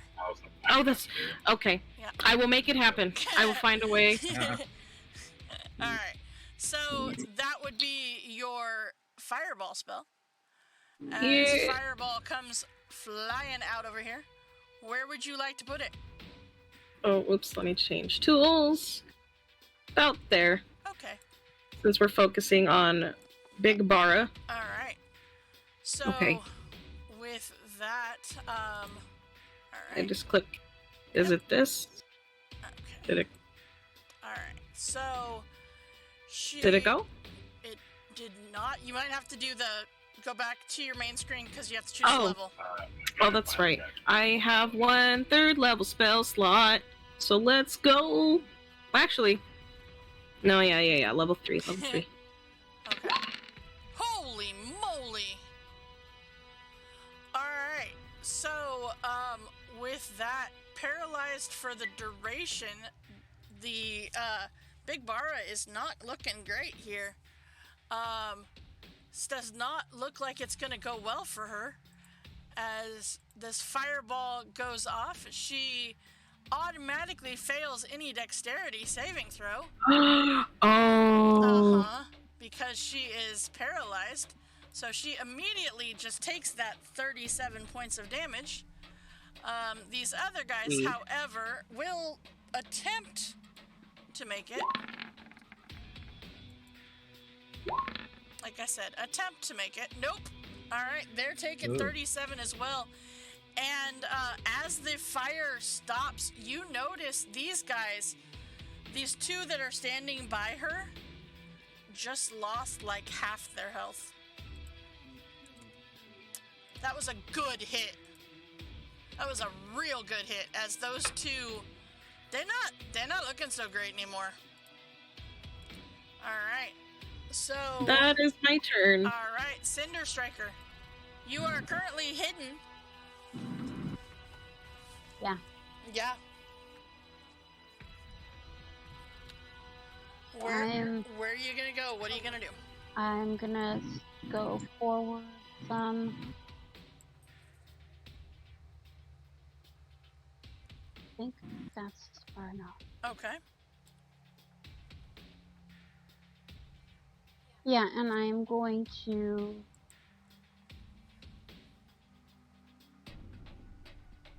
Sorry. You're gonna what? Oh, you're gonna that. Okay. On her. Okay. Attack rolls have advantage because she is held and paralyzed. So even ranged attacks are at advantage. Okay. So that was definitely gonna hit with that 25. It was worth the crit fish though. Mm-hmm. Alright, so with this acid arrow, that is going to... Alright, go ahead and roll me your damage on that. It did not roll it, yeah. Alright, so that is 14 acid right now, and then they're gonna take some more acid damage at the start of their turn. or end of the next turn. All right. Okay. Anything else there, Cinder Striker? I'm gonna re-hide. Okay. Raven. As you see Cinder Striker for like half a second as they run from one spot into some other trees. What are you doing?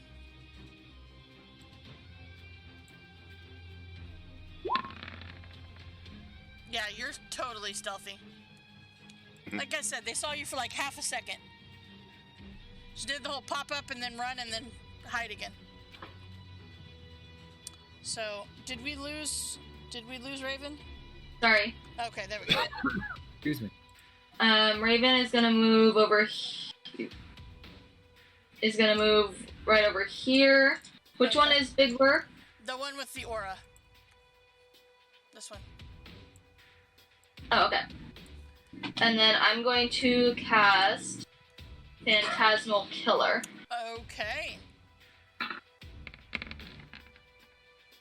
Wisdom save. Alright.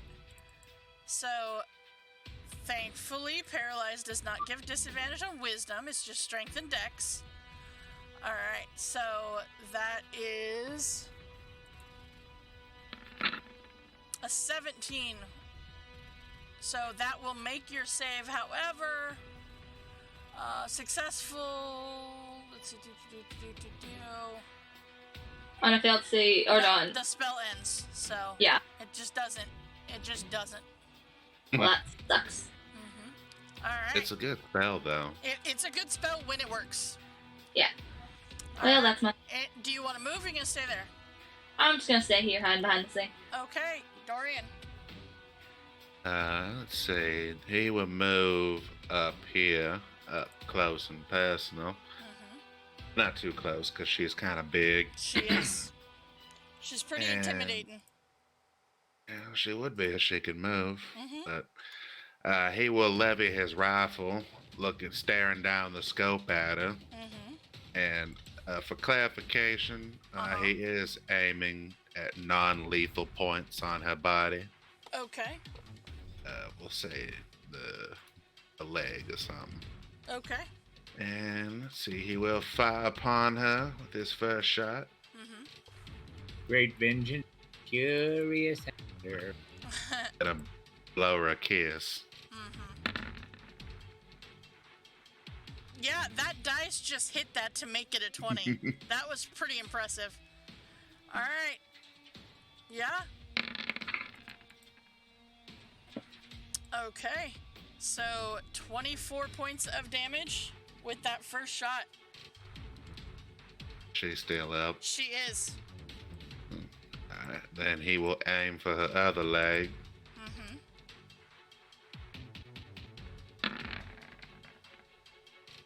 That will hit. Okay, another 15.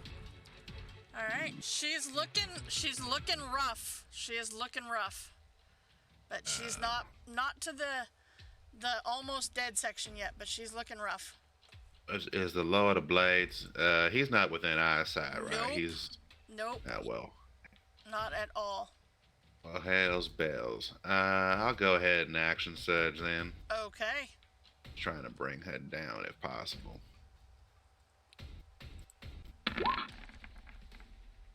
Oof.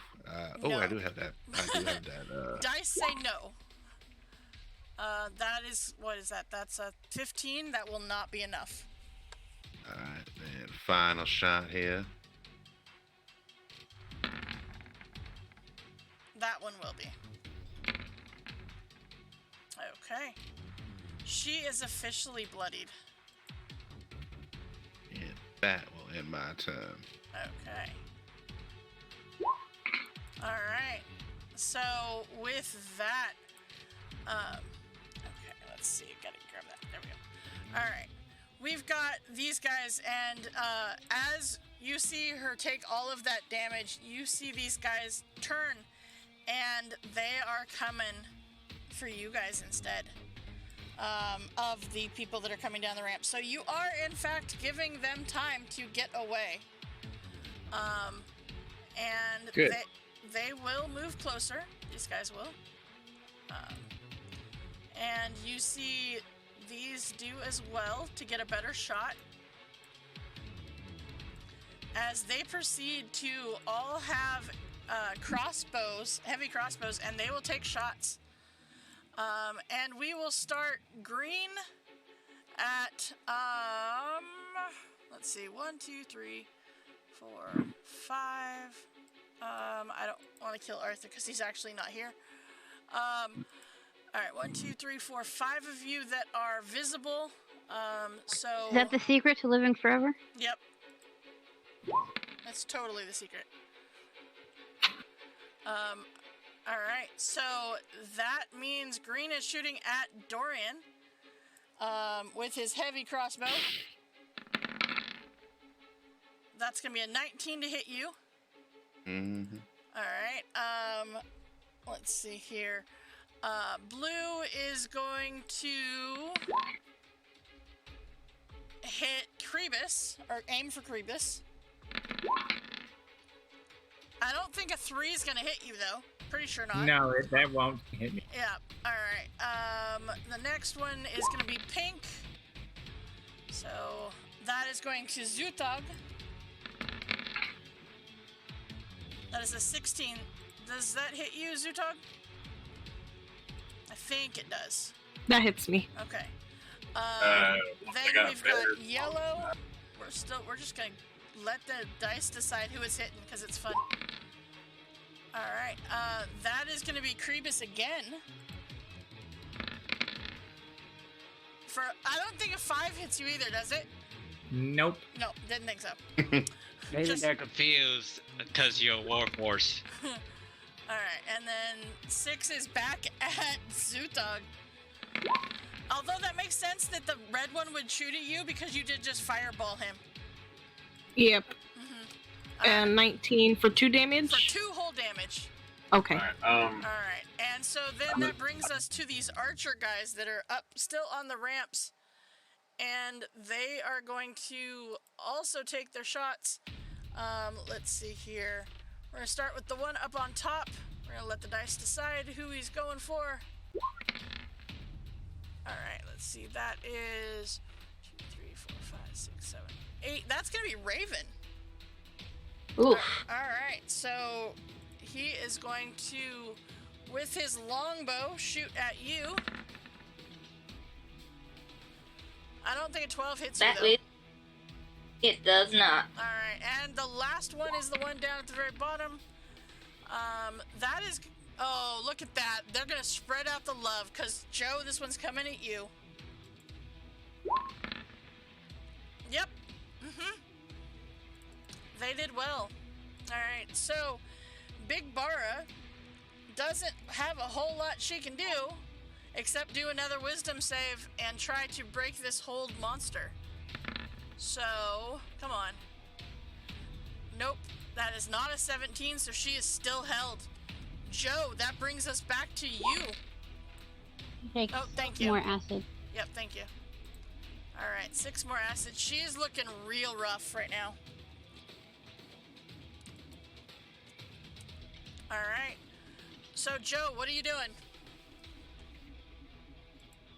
Is this thing, is the boat? No, it's just a piece of machinery that is, somewhat destroyed. Yeah, it's just a piece of machinery that has taken a bunch of hits and is mostly destroyed, but it kind of works as a little bit of cover.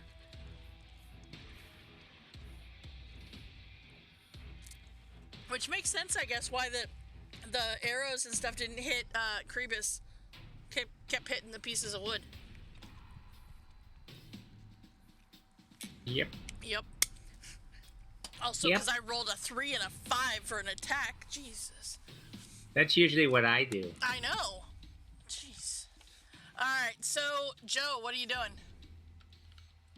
I'm going to move. It will join with me. Uh-huh. Does your token not want to let you move? Oh, okay. I gotcha. There. Uh-huh. And throw a fastball to Big Ball. Okay. Another chromatic or poison to the face. Okay, so what To the element? face. Just Let's out of go curiosity. with acid. Just since they already had acid on it. That's very nice of you. Let's do it first level too. Okay.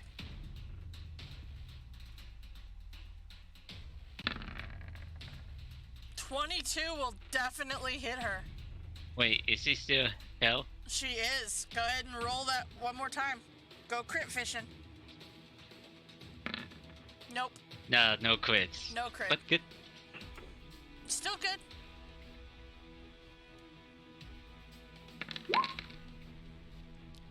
Hey, Joe? How do you want to do this? Yes.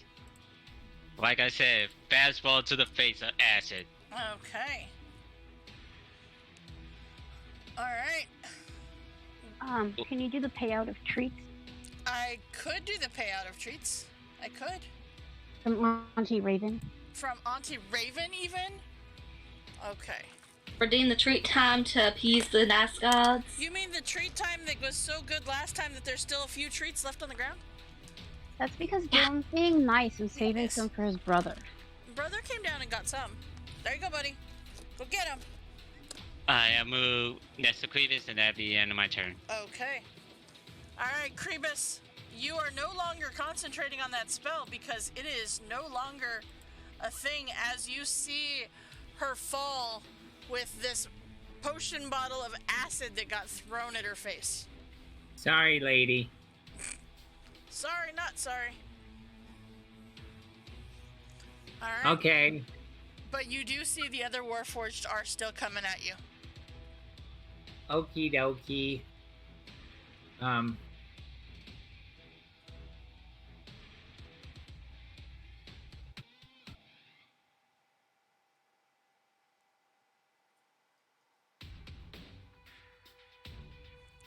So what do you Okay. I'm going to, do?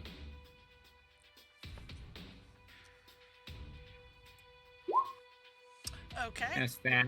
On these Like two, right where they are, it should pick up those, both of it those. will pick up both of those, yes. It's a 20-foot cube. Mm-hmm.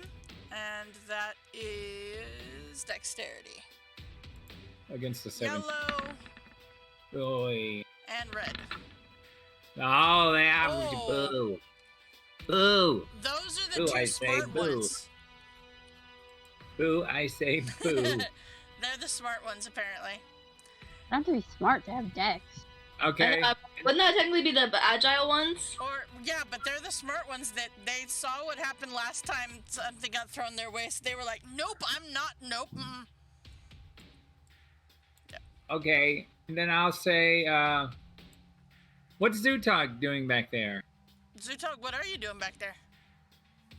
I'm just vibing. No, I'm just kidding. Are you asking like what am I prepared to do on my turn or? Casting spells, right? So Yeah. Yeah. I'm gonna say, yeah, you fireballed them, right? She did. Yes. Yeah. Okay. I said, way to set things on fire and give you bardic inspiration. There you go. Alright, so then with that, it gets us, Zutog, it is your turn.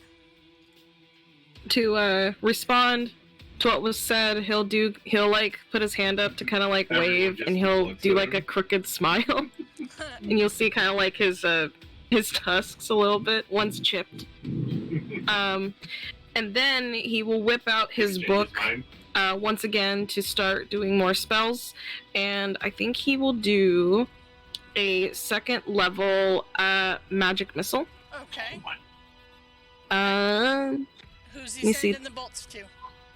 Cast a second. Create one more dart. Okay, so 4 darts. Mm-hmm. How are these two guys in the front? Do they look bloodied at all? They are. They are about half as strong as the other guys. Okay. Because you did take a lot of their hit points with that fireball. Right. Okay. I think, for the sake of it, he'll send 3 darts at this dude Okay. and 1 right there. Okay. go ahead and Yeah, roll that do that, magic yeah. missile. All you have to do is roll it one time, and then we just use that number for all 4 darts. I just click it in the same area as everything else, right? Uh-huh. Like that. That being said, Alright, so that was relatively terrible because it was a 1. But Yeah. that's alright. So that is 6 points to the red guy and 2 points for the yellow guy. after Yes. I do this, Okay. Alright. So with that, you see these bolts of magic missile.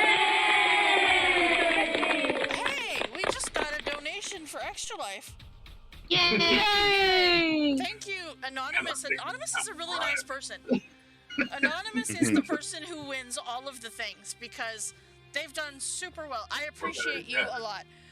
That will make us hit the $600 mark for personally. So awesome. And Nice. it'll make it over $800 for a team. So now Cora, we just got to get you to $200 and we're good. All right. With that, I believe Cinder Striker. I think I'm at like $7. You are at $7. You made $7 at the fair the other day. Oh, would I be able to move real quick before You my would, turn? Yes. I am just gonna take a few steps. I'll just go like right here, so I'm a little closer. And that's it. Okay. All right, Raven. Wait, you said isn't it Cinder? Oh, sorry, Cinder. Yes, I had pushed the button already. Sorry. I am going to Eldritch Blast red. Okay. With advantage because you're hidden, but never mind, it doesn't matter. I will So- say for your next one, you can do it at advantage. But do I get sneak attack? You do. On the first one. On the natural 20. So the odds are red is probably not going to survive this. Yeah, no. I'm not even going to add it up. They're done. Not even going to bother. And a second Eldritch Blast on yellow. Okay, I will give you advantage on this one since you didn't do it with advantage on the first one.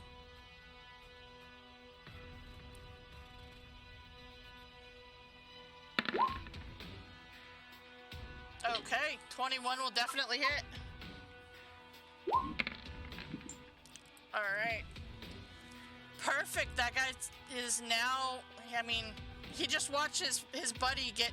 I will say, with that blast, since it is a force damage thing, you blast him back, and like there's pieces of him all over everywhere, and as he hits the thing there. All right, And anything then else? I'm gonna move and do Move the and hide? hidey. Yeah. Okay, Raven. Well, Raven wants to cast Shatter, and I think I can only hit green and pink at the same time. I don't think I can quite hit blue. It's a 10-foot spear.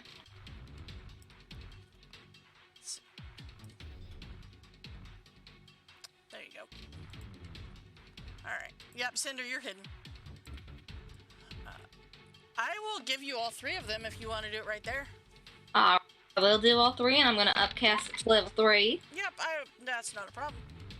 All right. So with that, let me grab their character sheets back. That is con saves. So green, pink, and blue. Y'all suck. Did I mention that they're made of metal and they're very well constructed? Was it metal that they get disadvantage though? Isn't it? Let's see. Made of inorganic materials such as stone, crystal, and metal, yeah. Alright, let's roll it again then. So, green, pink, and blue. Yay, 1 failure. Alright. I'll take it. Alright, so green will fail for the full amount of 17. And then the other one Get takes half. damage. Yep. Yes. Okay. Alright, so then that brings us to... Well, is there anything else, Raven? I'm just gonna back up a little bit so I'm behind this thing. Okay. So, Dorian. I suppose I will target the yellow one here. Okay. Because the odds are he's coming for you next. I would say those odds are good. So let's see here. I will expend a grit point on Deadeye. Okay. So I will fire upon him.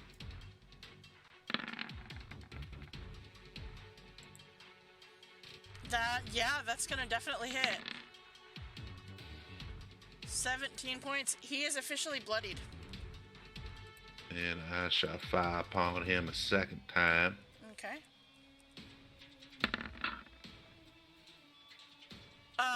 Yeah. And I get my grit point You back. do get your grit point back. And he's gone. Yep. Alright. And I shall use second action surge to fire. No, I don't have that No, not quite. yet. Soon. Do you want to move? Let's see where I'm at on the map here. I will move over here and try and shield the squishies? The squishies. So the squishy person is going to go stand in front of the other squishy people. Perfect. I like it. Because these guys are going to come almost all the way. Yeah, that gets right there. This one will get to right there. This one gets to right there. And they are again going to attempt to shoot you with some crossbows here. I am rethinking my position. I mean, right? Although I am letting the dice decide. So, let's see. Yep. All right. Let's do this here. Okay. That is going to Joe. First one's going to Joe. All right. Joe, does that 17 hit you? Yeah. Okay, so that's 5 points of piercing. The second one's gonna try for Krebus. Okay. Nope. Nope. And then the third one of these guys is gonna go against Raven. Trying to hide. It's not working. Oh, sure, that one hits. That would make sort of a tink sound. Uh-huh. Then we've got these other guys that are going to kind of just... Archer's going to step out a little bit to get a little bit better shot, and he will actually go for you, Dorian. To be fair, Raven, you keep kissing their friends and they die. I mean, right? It's true. I can't help it that they can't handle a real woman. Alright, and then he's also going to shoot at you, Dorian. That's 16. Does a 16 hit you? And it does. 7 points of piercing damage to you. That's Alright, not too bad. that brings us to Joe.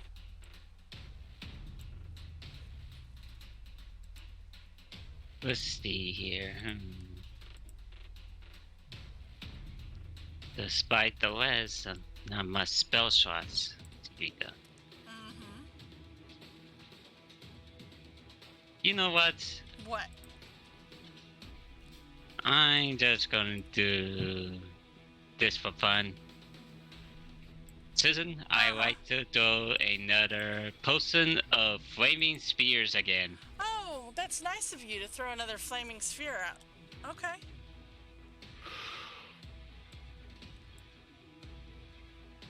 I assume you're throwing it over there somewhere? Yeah, I inventory here. Okay. Alright. Are you Yeah, that's my... I was gonna say, are you actually hitting somebody on your turn as you summon it? I please. Hold on, just give me a second, Okay. Susan. Yep.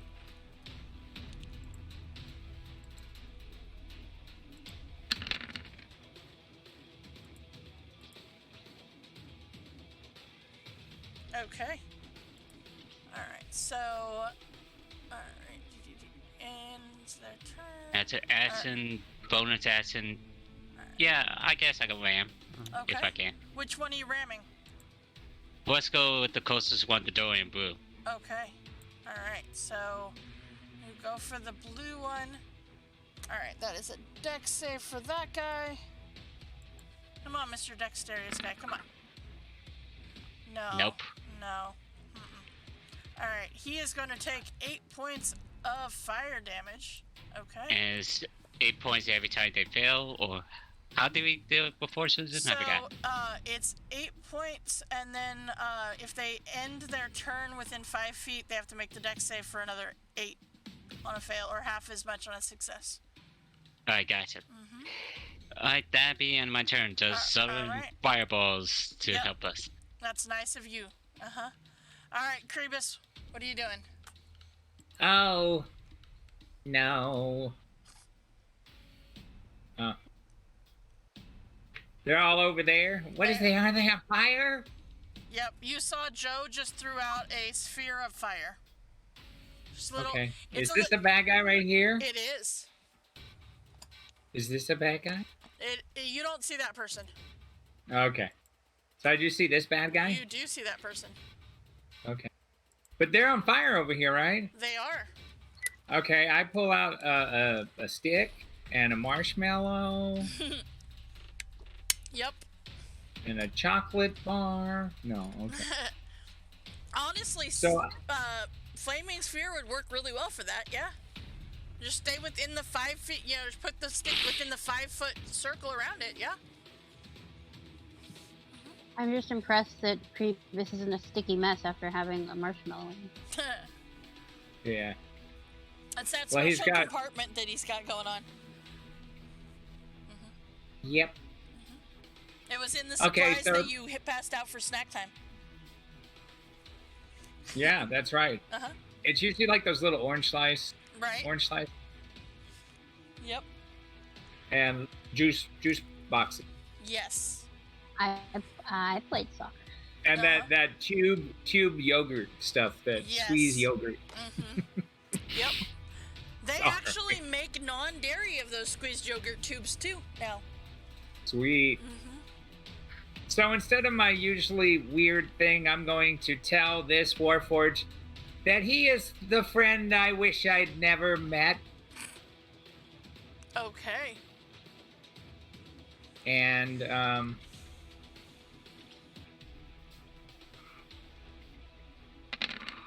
Dissonant Whispers. I wondered if that was going to be Vicious Mockery or Dissonant Whispers. no, that's Dissonant Whispers because it's like, what? That doesn't make any sense. He just wanted to be your friend. Why can't we be friends? Oh, he Why- failed that he's shooting at us. miserably. He did. That's he why we just, can't be friends. They're shooting at us. Right? And he will spend his movement going back over here. He just wanted to be your friend, Krebus. That's all he ever wanted in life. Yeah, I'm sorry. Alright, do you want to move or are you going to stay there, Krebus? I had already moved to this position. Okay, so you going to stay there? I'll stay there. Alright. Yeah. Zutog, you see the little mini fireball going on over there?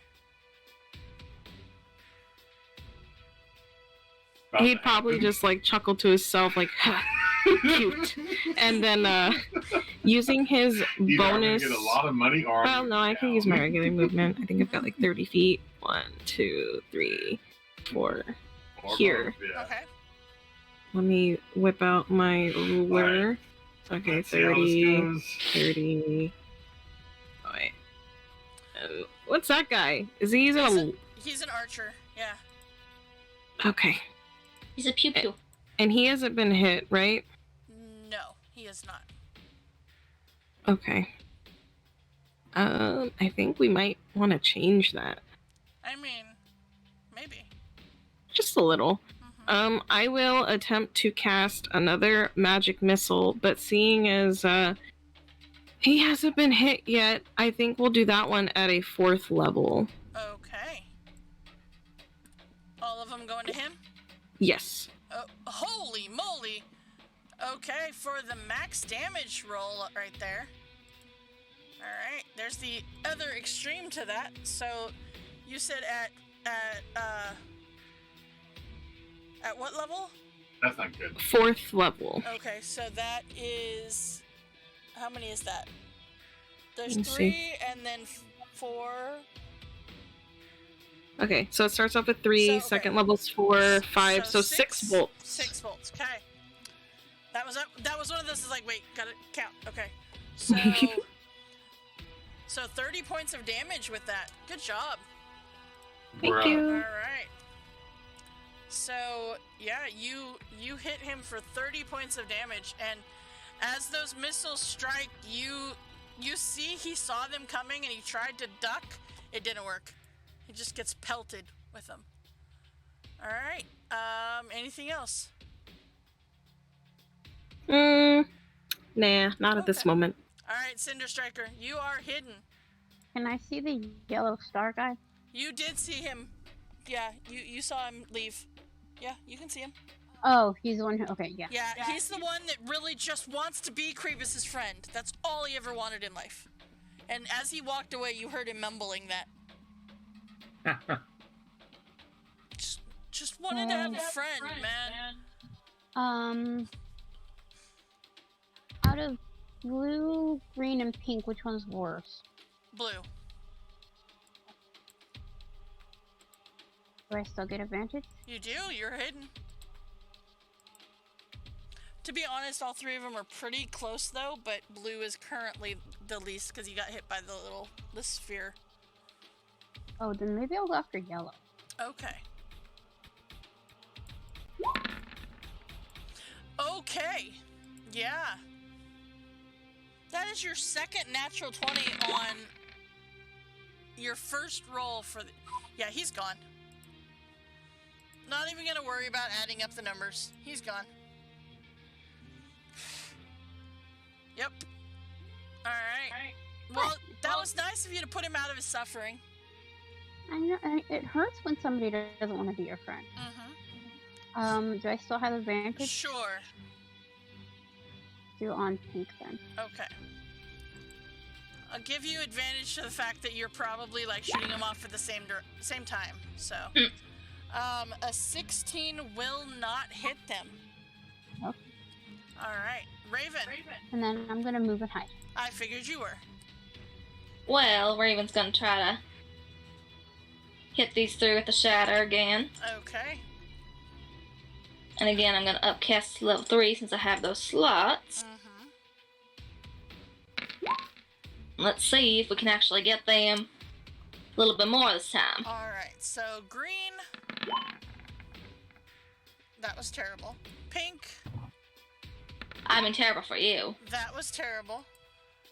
And blue.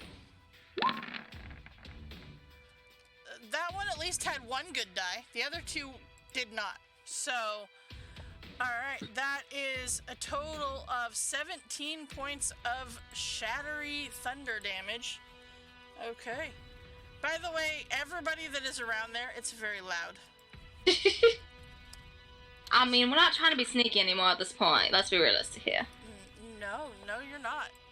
Alright, anything else, We're Raven? used to her being loud. Raven is gonna go ahead and turn to Joe, and she's gonna pat his top hat and say, "You go out there and get him, Joe, and give him some bardic inspiration." Alright. Dorian. Don't you mind, Raven. I enjoy it when you get loud. Oi. All right. And he's going to shoot the blue one here. And I will expand another grit point. I have to do this. I have to do this. Oh no, a sad trombone. I had to. There's no teenage kid throwing up in the corner, so we have to do the sad trombone. You guys are gonna make me lose my stealth. Come on. I mean,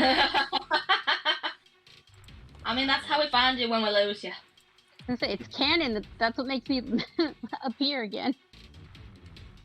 So I'm going to shoot the blue one here. okay.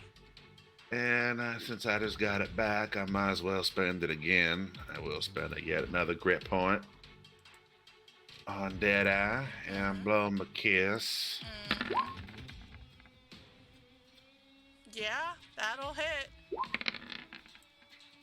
And that's going on to which one? The blue one here. Okay, just checking. Alright, he's still up. And I will fire upon him again. Okay. Let's see here. That definitely hits. Oh, so close to better he's damage. still up. He's bloodied, but he's still up. These guys are stronger than Big Bruh. Big Bear. No, actually, you guys just got lucky because she got held from the very beginning. So Not luck, it's called tactics. she actually had more hit points than any of them, but yeah. Sure. I'm certain she did. Okay, so let's see. It ends their turn, right? Mm-hmm. Right? At the end of the turn, you talk about Flaming Spear, right? Yeah, so as long as it's not when he starts it. So, okay. Alright, he is moving out. And these guys are coming around. Moving on out. I know, right? To the airship. 10, 25. Yeah, they can get right to Dorian there. Alright. So, we have... Let's see here. With the last little burst of his energy, Blue is going to take some attacks on you there, Dorian. Not at disadvantage. It was supposed to be regular, but that didn't hit anyway. Second shot, not gonna hit then either. And third one, nope. He's hurting real bad. He's hurting real bad. Yes. Much too nimble. Green, on the other hand, is gonna try as well. 1, 2, and 3. That one. I think that one got you. First total of 8 points of damage. Then Pink is going to come against Krebus there. That is going to be 1, 2, and 3. So, Krebus, I believe the 18 and the 21 are going to hit you for a total of 6 points of damage. And then we've got this one lone blue archer up here. How many of these are left? 4 total. There's the 3 that are right here next to you guys, and this one guy right here. Like, you see there's other people fighting other ones, but these are the ones that you guys have. And he is going to... 1, 2, 3, 4, 5. Let's see here. Who's he going to go after? 1, 2, 3. He's going after Raven, actually. I mean, right? And so that is... Nope. Never mind. Alright, Joe. What do you got?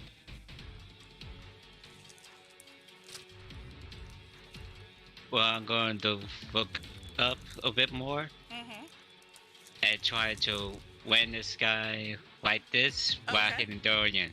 Okay. You can totally do that. Alright, so no dexterity? Yep. Okay, let me get to the right page here.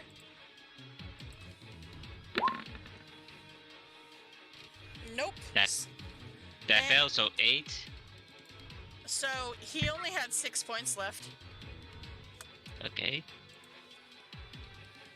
Alright. As for my last thing, gonna draw another potion acid. Okay. And the cancer kind, the diet one. Okay, the diet one. Okay. Alright, the splashy kind. Okay, and that's going where?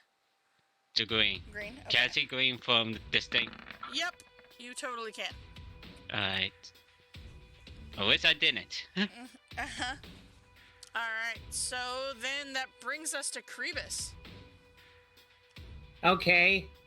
So, I'm going to cast a spell. Okay.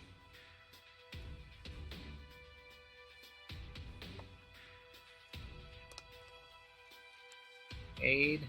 Okay. Who are you casting aid on? I guess on Lord Baratheon here. No, what's his name? Our friend Dorian Gray. Okay. With the painting in the attic. Uh-huh. and Zutog, I guess. Okay. I can't see Cinder. You cannot. I can cast on myself? You can? Or not? Yep. I can, right? Yes, you can. And I'll cast it on myself. So we each get 10. You get 10 temporary, right? Yeah, 10. Yeah. That's well, it's actually to your maximum. That's right, it's your maximum. It's to your max. Okay, so 10 to your max. So you have aid. All right. Okay. Anything else there, Krebus? Yes. I will tell. Oh, I can't see Cinder. Who? Nope. Cinder is MIA. Yeah, I'll tell Dorian that he is most eloquent. Okay. And to give him Bardic Inspiration. Okay. Can you stack those? Oh, you still have one? You still have one, yeah. I haven't had a miss yet, so I still have my other one. Yeah. Okay. Did Zutog use theirs? Nope, not yet. Not yet. Okay. Because you have magical inspiration, right? Yeah. You can add that as bonus. You can. Yep. Okay, then I guess I'll give it to. I think Joe and Raven are back there. They are. And you can actually give it to either of them because Joe has Raven's Bardic. Okay. So I can give it to Raven. You can. But I could give it to both, right? You because could. Yeah. It's a different Bardic. It is a different Bardic. Yep. I'll give it to Raven. I need to make a different Bardic thing, so. Yeah, I'll give it to Raven. Okay. All right, Raven, you have Bardic Inspiration from Krebus. Thank you, Krebus. All right, so Zutog. Okay. So I am going to now the archer up here. Is he also? Are they also a Warforged? They are. Okay. Let me bust out my ruler one more time. Oh yeah. Oh yeah. Okay. I am going now. My aggression, my be aggressive. I get to. That's additional. Like I could regular movement 30 feet, but then on top of that, as a bonus action, I get to move an additional 30 feet as long as I move closer to someone I'm being aggressive to. Yes. Correct. Yes. Okay. I am going to then 30 regular and then be aggressive right up to him. Oh, and I'm okay. And I'm gonna like get in his face. You need to stop. And I'm going to shocking grasp him. Okay. And he is again Warforged, so advantage. You do. Yeah. That will hit. Awesome. No, do it. There we go. All right, so 12 will make him bloodied. Nope. Oh, it must have double clicked when I was like, oh it's no. All good. Okay. All right. What would I forget, Bardic Inspiration, do I need that? So, okay, so If you had missed, you could have. It would have added on the accuracy of the attack. Yes. Okay. So, okay, hold on. But the magical inspiration, okay, the creature can roll that die, choose a target affected by the spell, add the number rolled as a bonus to the hit points regained or the damage dealt. So yeah, you can use it. Actually use it to add more damage if you wanted right now. Right. Oh, okay. Which dice is it? 1d8, the level 10 bard. All right. Bardic die. So a d8 of damage. Of course. Ooh. Of course. But I get him out now, and then somebody else will roll max damage. There you go. All right. So Cinder Striker. That's gonna bring us to you and your very hidden self. Who are you shooting at? Blue. Okay. That will actually hit him. He has a lower armor class than the other guys. So he's a ranged one. And Zutog, it takes a moment, and you see this blast of Eldritch energy hit him, and he's gone. Hey. Who's your other one going at? I thought he was the last one. Oh no, there's other guys? There's two, one at Dorian and one at Kribus. The one at Dorian. Okay. That guy was the last archer, so that will definitely hit. Alright, for 7 force damage. Okay. Raven, there are only 2 left. Yep, I know, Tor, you're gonna go move and hide.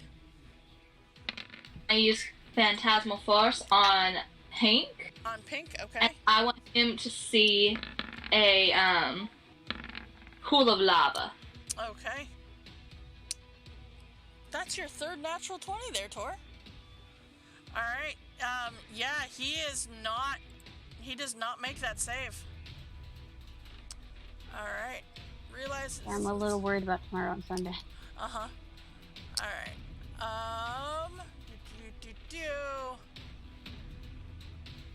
okay, yeah, okay. That will be my turn. Alright. So then Dorian. Let's see here. Since this fellow's been so kind as to join me. Isn't he though? Something like that here. Let's see.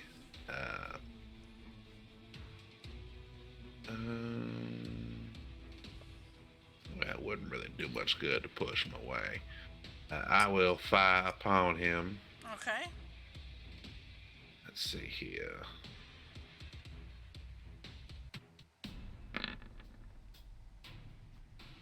That will hit. Okay. He's still up. Second shot. By the way, with him being in melee, is it... Or no, you took the feat to not have disadvantage, right? Right, I have the gun of fate. Yeah, okay. So, 16 is not enough. You were looking for an 18 to hit. I do. I'll use that bardic then. Okay, go ahead and roll that bardic. That is exactly what you need. Whoop. Alright, for 10 points. He is still up, but he is looking real rough. Okay. Can I just smack him with the butt of the rifle? You can, and he's gonna smack you back. I'll take that trade. I don't miss. Dorian, be nimble. Dorian, be quick. Dorian jumps over the swords. That's about right. Not in this suit and these shoes. Well, I mean, yeah.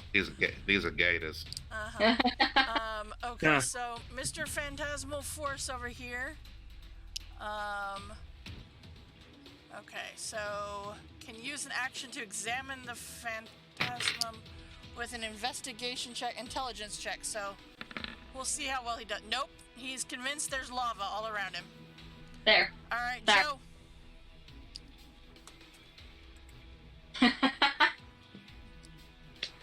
Fireball, move to the attack. Okay. Joe's on cleanup right now.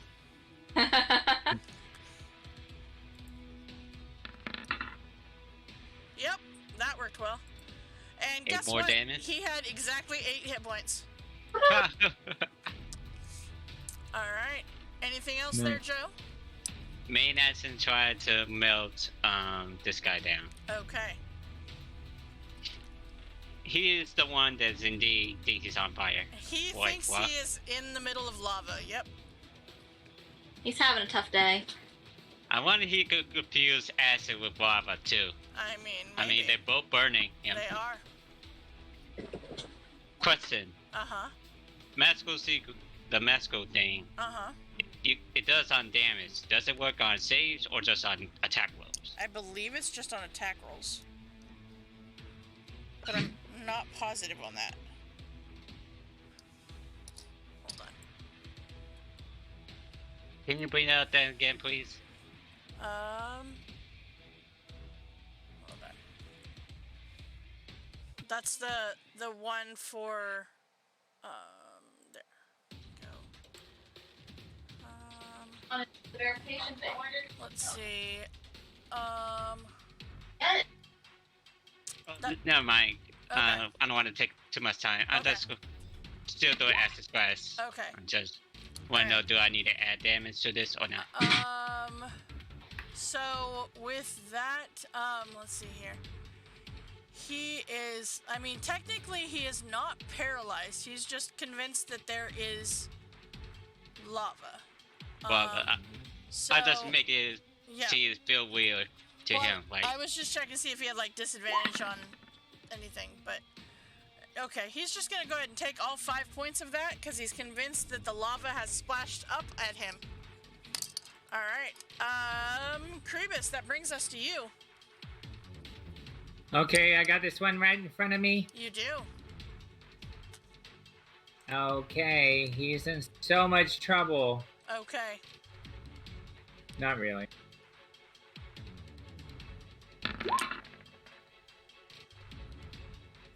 That will definitely hit. And he Okay. takes one point of damage. Alright. But it's straight to the center to his processor. Okay.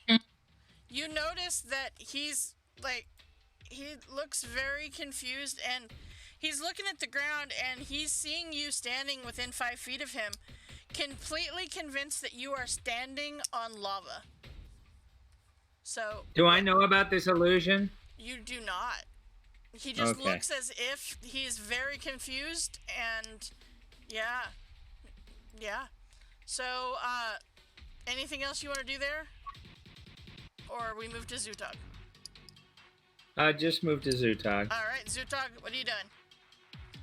You got Is one this- person left. Is this fire still here? It is. Oh. that's my fire, just in case you need to know. No, that's fine. Well, it'll still hurt me the same, right? Only if you stop in it at the end of your turn. Oh, so I can just walk through it and just be on the other side and it's fine. Uh-huh. Okay. Yep. Well, then I will... Unless he rams it into you or you end your turn within that bigger circle, yeah, you don't take any damage. Unless it... Okay. Yeah. Then I will walk like a Michael Bay badass through the fire. Perfect. Out to the other side. The first, and like, I don't know if this guy is gonna like look at me as I come out of the fire, but like the first thing that you guys see when Zutog emerges is his hand in the same similar fashion, his hand outstretched and like touches the back of his head or the front, whichever he's facing. And then he's just gonna zap him with Shocking Grasp. Alright. Go for it with advantage. Bloop. You got this. Bloop. That will hit. Bloop. Nice. Okay. He is officially bloodied. He is looking real rough. That's my turn. Okay, Cinder, you finishing this? Yep. You're on sneaky cleanup with... Yep. Okay. Holy shit! That is your third. I would say that does a decent amount of damage. 53 points. Yeah. We're gonna die tomorrow, guys. Yep, y'all are gonna die tomorrow. Alright, with that, you guys managed to officially take out the Big Bara and her little group of people that were there. Alright. With that, alright. I'll help. Okay, go investigate. So, I'm not even gonna make you roll. Big Bara has on her, some of the medals that she had, that you can go ahead and take off of her. If you didn't already have the, let's see, what's it called? The arm blade, I would say you could take her arm blade, but you already have one of those. We have another Warforged now. Oh, that's true. You do. I mean, we could just turn Crebus into the Lord of Blades and add a bunch of blades to him. But is she dead beyond resuscitation? She is dead beyond resuscitation. What if we had someone who used Mandan? Nope. You are... Yeah, she is dead. So you officially gather up from her the 200 gold worth of silver medals attached to her armor. So you can... Of her honor. You can totally... Yep, posthumously, dishonorable discharge. Yep. Such a shame. She was such a nice Warforged. At first, anyway. All right. So with that, you notice that the captain comes over and he says, "Thank you for doing that. Thank you for taking care of her and taking out the rest. We were able to get several of our guys out of here." And you see there's several surviving Brailish soldiers start down the ramp and out the gate, potentially to the safety of the Mournland, just as the Lord of Blades and his lieutenants burst into what looks to be like the top of the ramp up there. As the captain sees him, he yells at you. He says, "Come on, quick, come on. It's not worth trying to take him out. There's no way we will survive." As he grabs a hold and ushers his surviving Brailish soldiers out of this area and off towards the, down the hill, as the cannons of the Argonath start to fire. But it is officially too late to save the fortress. Are we getting into the pod again? The pod has been destroyed. Oh, man. How are we supposed to get out of here? Is the, can we go into the fortress that he had? Is it empty now, or? Into Razorcrag? Yeah. You are not sure if it's empty. There's still fighting going on around you. But you do hear a loud grinding noise from behind you as the Argonath's ramp is raised.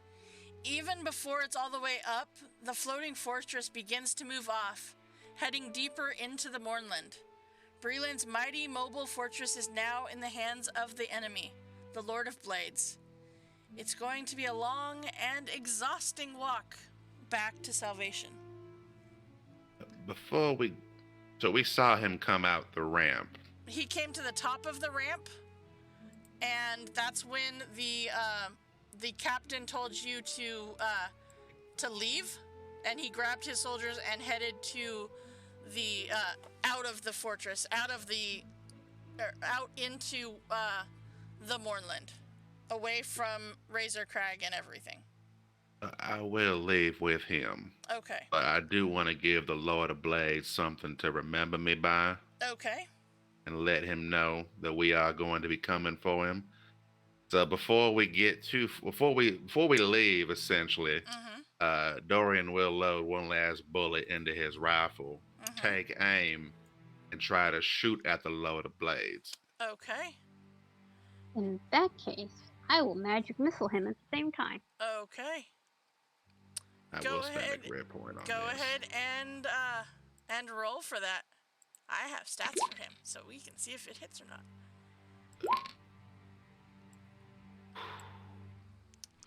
Okay. At first level, Tor? Yeah. Okay. You know what? I'll even spend a hero point just to. That will hit.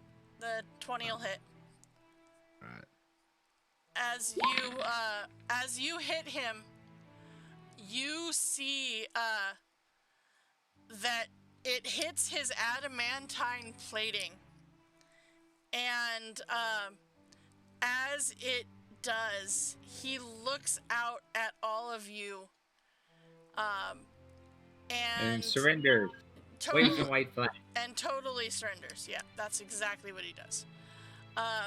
And he will look at you and he says, "You think that you can handle me? You best run along now, children. For your time will Wait, come." that's my line. There's only one Warforged allowed to call me a child, and you're not it. You're not my real dad. I hope you know we'll be coming for you. We'll be coming around the mountain when we come. We'll be coming around the mountain when we With come. that, as the ship pulls away, as the Lord of Blades gives this quite eerie laugh as he departs in his now acquired fortress, you turn around and Zutog, you see coming out of hiding is Solring. And as he steps up to you, you see he reaches around his waist to the belt that he had put on. Mm-hmm. And he says, I cannot believe you guys are amazing. I think this is best within your hands. And he hands you a belt of dwarven kind. Ooh, you can grow a beard now. You can. I actually can't orcs not grow beards? Yeah, but you can because of magic. You can't. Yeah, Yeah, that's what I'm saying. Like, now I actually can. you can grow a beard. Uh-huh. Yep. So, as this adventure comes to an end, you manage to start the quite long process of walking back to Salvation, back to the place that you called home. And Can I call our friend Sky Blue on the sending stones we have and tell her to tell some of the military people to send help and aid and come get us? so they can't come get you because the ship that they were on is now in the hands of the Warforge. Well, they can walk. Yes, Some at but there least. were not very many left in Salvation. Most of them came with the forces here. So they're all dead now. Pretty much so. Well, that sucks. Yep, pretty much that is the thing. But on a good note, you all level up. Woohoo! Yay! As we come to the end of part 10 of our adventure, and you manage to Hit tier 3. survive and hit tier 3. Yep, as a matter of fact. So I'm gonna go ahead and action surge to level up again. no, you're not. All right. So, but with that, with all of those things, it does allow you to pick some of your rewards here. So you all get 200 gold for carrying out the mission. Ooh, okay. And then there is the bonus of what you actually can get from the actual adventure, and that is hold on, let's see here. I gotta bring it all the way up. You would get the option of taking let's see, the silver dagger worth 250 gold, the big bar of silver medals, which are worth 200 gold, the pair of sending stones, which you guys had already have a set of, or the belt of dwarven kind, and this one, Cora, you've already done, and you actually get to have a bonus legacy event with it. The spellbook. So, Ooh. yep. Just to go over, you guys do have. So, the Brass-bound spellbook and the Arcane Kinetics Legacy event, the Silver Dagger, big bar of silver metals, pair of sending stones, or a belt of dwarven kind. But it says brooch of shielding. You guys never found that one. I meant to take it off. You didn't. If you had gone into the ship and tried to fight, you would have found that one, but you did not. So is that the only one on the list we don't? Right, I'm taking it off right now. Yep. There you go. So you can have one of the others though. Yep. And the legacy events that you guys got. Let's see here. All right. So Cora, here's the thing with your legacy event. At the end of any core adventure in the Oracle of War campaign, you can gain the following benefit. You can copy a wizard spell of 5th level or lower from legal sources into your spellbook, ritual book, or Book of Shadows at no cost. Oh my goodness. Mm-hmm. I get a free 5th level spell to copy into my book? Yep. Birthday! Yep. Best birthday! Apparently mine's Wednesday. And, yeah. You also, and this is the kicker, you guys also all get one very special legacy event, and it is Your Face is Known. The Lord of Blades knows exactly who you are. Yeah, I don't like that. After. Next time, you might not be so lucky as to survive. Right. Lucky. So, with that, my friends, that will bring us to the end of our adventure for today. I greatly appreciate all of you hanging out with us for this adventure. Thank you to Anonymous for helping us to break that $600 mark. I'm super excited about that. That is crazy awesome. We will be doing some more Extra Life streams coming up, leading up to the first weekend of November. But I'm not exactly sure what all we're going to be doing, so just keep... Probably at least one community play type thing, that, right? Yeah, we're going to try to at least do one community play type thing. But I also, in case you missed it, was it yesterday? No, Wednesday. I now have the ability to put the Switch onto stream, so we've got some options with that as well. So Also, they did release an update to Overcooked that we could they play. did. That we've already been playing. And also, Cora, if you had Overcooked All You Can Eat, we would totally be, playing with you. So, all right. Well, hopefully it goes on sale soon so I can pick it up. Right. So much for hanging out with us here. Just a reminder, we will be back tomorrow for our Strict 7 College of Chaos adventure. But until next time, thanks for hanging out at DMS Adventurers Tavern, where adventure really is always on the menu. We're going to go ahead and raid over to J Luna. Thanks, guys.